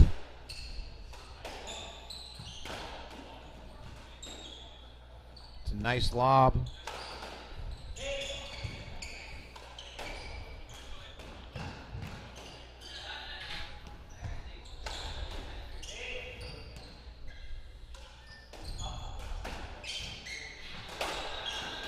Ferreira did not get that reverse to lie down. Nope. But Bamber And made a Hollins good was play. all over it. This is an interesting point. It's an important point. Oh, and Ferreira Ooh, I hope he's not hurt. catches Hollins leaning slightly back. He pressed off. It He looked grabbed like his calf there. He grabbed his left calf. He definitely grabbed his left calf. Oh, that I doesn't saw look good. that That doesn't look good at all to me. right there. Oh boy, that doesn't look good at all. He's still on the ground, folks. I'm not sure this match is going to go any further, Will. I don't like the way I don't like anything about that. He was backing up and he had to force, and something just went in his left calf, I'm Boy. afraid. And he grabbed for it almost immediately. You saw it right away, Rob. know. All credit to you. I don't like anything about this. He's still down on the ground. The players are going over to him. He hasn't moved. I think this match is done. He's been down too long. I think he did either a calf or maybe even an Achilles. Well, let's talk about the rules for a second, because the rules, this is a non-visible injury. So I believe the rules are that he only has 3 minutes, strictly speaking, until he would need to start play again. This does not look good. I don't think it matters how long he has. I think he's done. Maybe I'll be wrong. Getting but an I ice don't- pack already. That, to me, once the ice pack comes out. He's not even putting it on his calf yet. He's been Well, holding I it have like- this feeling like you. I'm could being see a much little that less was definitive very than you, but Bang! I think yeah, his right Achilles. there. I think it could be the Achilles wheel. I didn't like the angle right there at all. Is that Manek? I don't think it's his Is Achilles. that Manek on the court with the blue shirt? Because Manek ruptured his Achilles. Is Manek the one leaning over him right now in the blue shirt? Okay, it could be.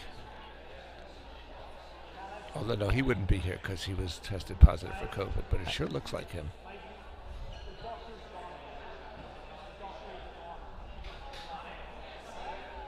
Oh, I boy. mean, I don't know. Have you ruptured your Achilles? No, thank God. So I have done it, and for me, when I did it, there was absolutely no question. So he's able to pull his toes back, so it's not a full rupture. Also, he was holding higher in his calf than that, so maybe yeah, it's but just you can the calf. see him. He pulls his toe back right there. You can't do that if you fully ruptured it. Like you literally cannot bend your toes up. I see. And that's how I knew that right. I had done it when I did it.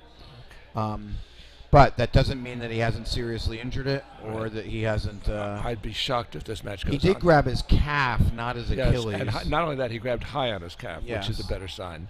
And by the way, there are 13 very steep steps from the gallery level to the court. You are correct. It is a very steep and narrow staircase. Narrow staircase, dark Well, staircase. this match is over, folks. There's no way he's going they're on putting no here. pressure on his left foot. His left leg was completely above the ground. So our thought that Bamber and Ferreira might get through the number 2 seeds was correct, but for a very, very unfortunate reason, because Hollings. And by the way, Hollings was playing great in that game. He was playing 100 times better than he was in the first game. You've literally finished my sentences for me.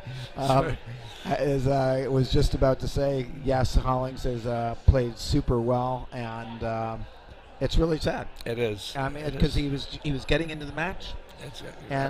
He had grown into this match, which was being played at a level that he wasn't dealing with in the first game, and for him to have made that adjustment that quickly, and have his team right in the middle, right in the second game, fully in it, in large part because of his coverage and defensive plays and occasional winners, is a remarkable credit to him. And even we felt he was playing. I mentioned a few times almost like a hockey goalie, because they were pounding it so hard and so consistently at him. And he handled it. He handled it beautifully. He handled it. Yep. So, Josh, gosh, you won't hear us, but we are really sending our best wishes to you. This is the point that it happened here, folks. He's going back now. What's going to happen? It's a different Oh, point. this is just a highlight. It's one of the winners he hit, actually. Yeah. Oh, boy. This is a mess, though. That is such a shame. So, Rob, I'd like to turn our attention just for a second away from the unfortunateness of Josh and just talk for a second about tomorrow's match. Okay. Because what's happened here is that Bamber and Ferreira have now really not been stressed. Not been tested, and they've gotten to the finals now, and they're playing a team that had a long, long match today. Absolutely. Is that going to affect the finals tomorrow? I think it'll affect the final, but it's unclear which way it'll affect it. They have never... Say more. Go deeper on that. Stout and Arnold, if the fatigue of the match they just played could work against them. Yep. Or the fact that they've been through the gauntlet and been on the other side. Right now, Ferreira and Bamber really don't have real momentum going into this final because this match was so short. It was truncated the way that it was. They have not had to deal with any of the things that Arnold and Stout have had to deal with, and that can go either way. Yep. They could be fresh and strong and ready to play great, which is, by the way, certainly the way they started this semifinal. Yep. Or Stout and Arnold have shown that they can deal with any situation that comes up, because that match was an emotional and statistical roller coaster. Yep. With a lot of things going against them. That call at the end of the second game would have broken most teams. Yep. And especially against that tough pair of Australians, for them to weather that and win the fifth game a little bit going away even, that's a tremendous accomplishment on their part. So and to your point, Bamber and Ferreira have not lost a game, so they haven't been really pushed at all. They've been close in any of the games? They've had two 15-12 games, okay. But other than that, and Fuller and Young definitely played well against them yesterday. You and I announced that match, but they were definitively better. Absolutely. And the third game only got close because they let up late in it. Correct. They were never in any trouble in that match. And so, to your point, I think it really does happen in racket sports in general. It certainly happens in tennis. It happens all the time, where if a player hasn't been tested and gets to the finals against somebody who has been tested, and all of a sudden starts to experience resistance, it's the first time in a while they've experienced resistance, whereas the other player or team has made it through. So we could see, but we also cannot discount the fact that today's match, the first match, was a long match, and a hard match. Right. And these guys are going to come in absolutely fresh. And one thing we see from Bamber and Ferreira is that they are fast starters. Fast starters, and Ferreira's a great front runner as well. So that both works to his advantage. And this match, the first match, was long and physically grueling, but it was also mentally draining. Yeah. I mean, to somehow fight your way through 3 games against Kallus and Pili after you're down 2-love, having let a big lead get away in the first game, having had a great run to get to game ball in the second game and lose it on that kind of controversial point, to weather all that and win that match, and they were a little bit behind at one point in the 4th and 5th games, so they have been stayers. Yeah. And Ferreira and Bamber have not been in a situation where they've had to prove that they were stayers. So anything could happen tomorrow. Really, I think a lot depends on how the match begins. Let me just check. Do we know how? So we don't have a current report on Josh, just that he's actually not that far from us. He's about 15 feet from us right now. He's got his leg up, and we hope and wish him well. We'll give you a full report tomorrow when we come back. So just a reminder, the semifinals are now complete. The first semifinal between Scott Arnold, James Stout, Cameron Pili, and Ryan Kallus was just an absolute treat.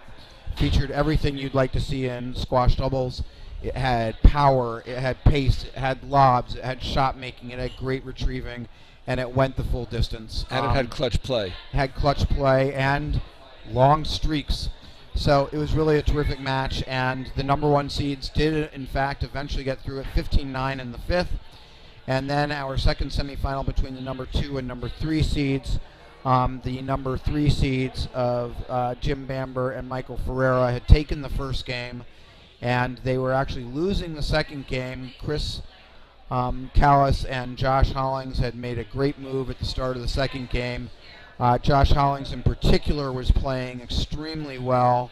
He had really raised his game to a new level in that second game, and then he hurt his calf or Achilles. We are not sure which, but he grabbed it. It was clear he could not put any weight on it, and it was bad enough that the match has been discontinued and they had to default. So Bamber and Ferreira have made the finals with a 1-love and then down 3-7, I think, in the second game and retired.